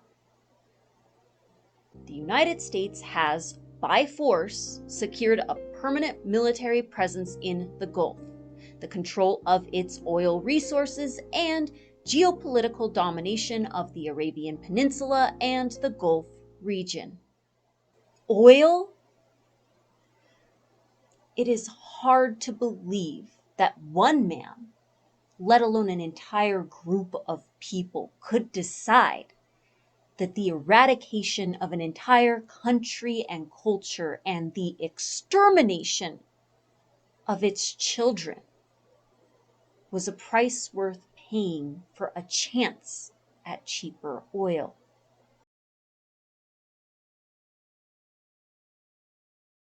But it does follow the same pattern that we see with all of your run-of-the-mill psychopaths and serial killers. They always start small, maybe murdering a house pet or some other small animal. Hey, Dahmer. What's in the bag? And then they level up and they begin abusing their fellow humans. And if they keep getting away with it, then they might scale up again and go out and rape somebody. Next, they advance to torture and murder. And they become more dedicated to their work the more horrific and disgusting it becomes. They love the power they can wield over others. And they don't view their victims as human, no more than that first cat or bird. I think it's similar with the US oligarchy and with George H.W. Bush specifically. He also started out pretty small in the grand scheme of things, just a young CIA asset, paying out bribes, laundering money, providing training grounds for Cuban rebels. Nothing fancy, but dude knew what he was playing at. He knew that he was just a small cog in the CIA machine. He also knew that that machine worked towards broadening the assets and power of people like him and his waspy-ass friends and family. And because of who he was, he knew that he would be afforded greater opportunities down the line. After numerous failed attempts by all of his wealthy friends and family to make George a successful politician, he was asked to run the CIA. And boy, he must have been the talk of the town among US elites. I mean, bruh, he had some cojones. Like, after he was tasked supposedly with leading the CIA in a new direction, after all of the sins of his old family friend Alan Dulles had been exposed to the world. Remember, Alan did MK Ultra, MK Naomi. He had all of those coups and coup attempts. And then, after him, the CIA continued down that path, and we had the giant scandal of the overthrow of Allende and the rise of Pinochet. And so there's HW with all the eyes in the world focused on him as the new CIA director. And what does he do? Oh, yeah, I remember. He orchestrated another coup right next door to Chile in Argentina. And he helped those fascist Nazi-loving terrorists take over one of the biggest, most impactful countries in all of South America. And he did that so they could complete the southern cone and really get Condor off the ground. Those Argentine dictators went on to open up over 500 concentration camps for the torture and murder of innocent civilians. And boy, they did a lot of that. And then old George even helped them with their PR to ensure that the world viewed those sadistic murderers as heroes. So Bush was already showing shades of his demented soul all the way back in '76. But he got away with it. Not only did he get away with it, he was lauded as the savior of the CIA. And they even stuck his name on the damn building as a reward. So, of course, his deranged violence continued to ramp up. He must have been feeling powerful. And he was definitely gaining momentum. Because betcha bottom dollar, his pals in the ruling class took notice when he successfully quashed leftist thought across an entire continent and put formerly state-run businesses up for grabs. So when George finally wormed his way into the White House as Reagan's VP, it's really not that surprising that he continued his bloody march towards domination, or that he stepped up his game by organizing the ruthless repression his damn self. Of course, he called on those same fascists from Argentina to help him train up a whole new regime of ruthless, bloody terrorists. The Contras in Nicaragua. Argentina had done such a bang-up job eliminating the left from South America. Who better to crush the socialist Sandinistas?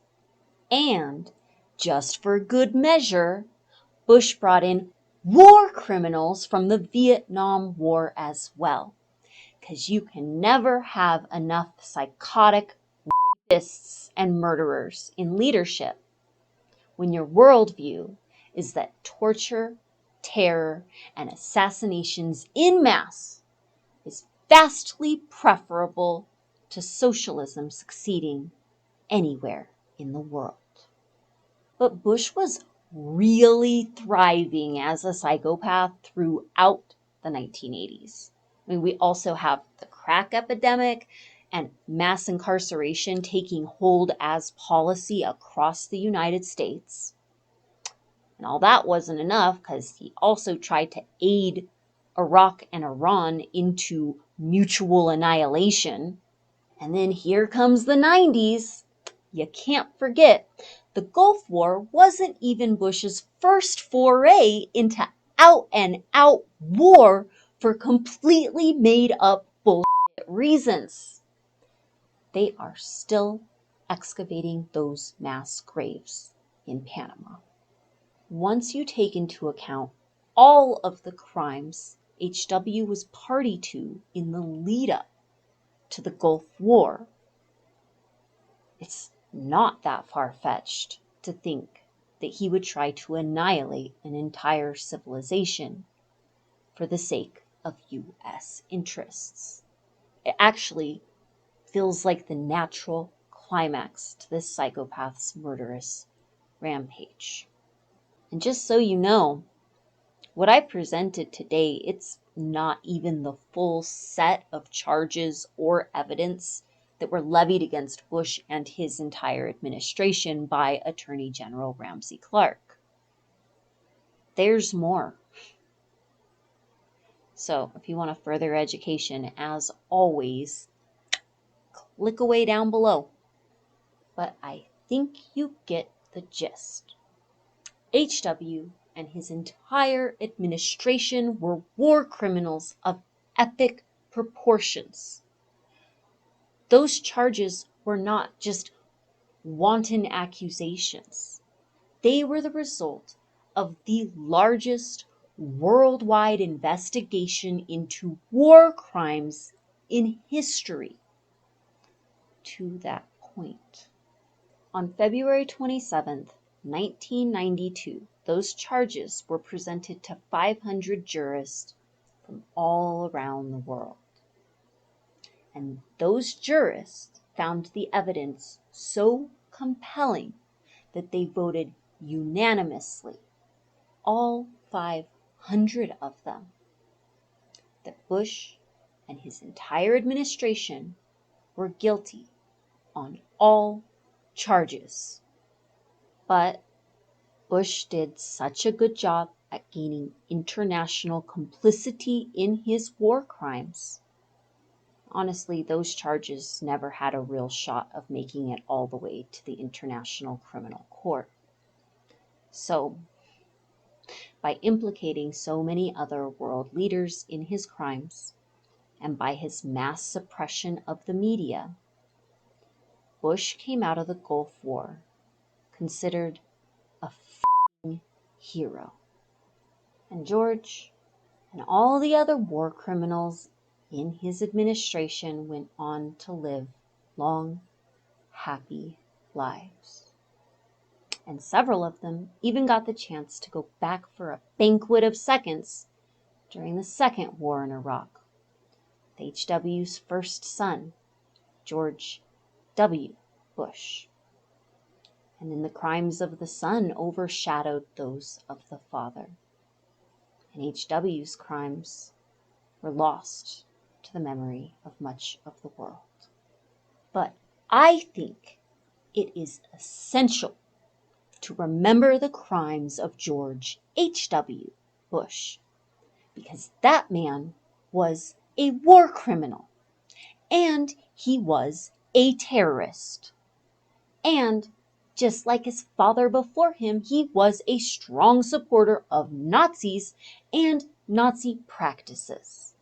And yet, to this day, he is lovingly commemorated as a great man and an American war hero. HW is celebrated by the CIA for reviving the same disgusting practices that almost brought the institution down in 1975.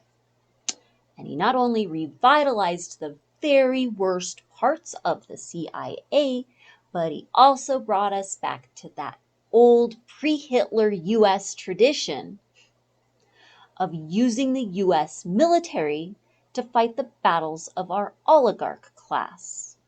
Whether you know it or not, we have returned to the out-and-out imperialism, just like in the days of the Banana Wars and our old pal Smedley Butler. But there's one glaring difference. Now the US has a nuclear arsenal and the undisputed most powerful military in the history of planet Earth. Bush had the opportunity to offer a peace dividend to US citizens and to work towards harmony in the world after the Cold War ended. But instead, he and his powerful friends chose US hegemony and a new world order, a new age attempt at world domination by the world's latest and greatest empire. An empire that rules by one simple axiom: might makes right. And the US will never admit to any wrongdoing, and facts and evidence don't faze them. I'll never apologize for the United States of America. Ever. I don't care what the facts are. And I truly believe that the US will never stop fighting to be the one and only global superpower, and that they will blow up the world they are fighting for if that's what it takes to win. That is the legacy of George H.W. Bush, and it's the reason that the doomsday clock has never been so close to the dark of midnight as it is today. For his efforts, to this day, George H.W. Bush is commemorated lovingly by politicians on both sides of the aisle. And of course, mainstream media honors their architect to this day. This means that our political and media class are either fully delusional or they actually share the same values as HW. That is deplorable either way, and it's why we should work to correct the record.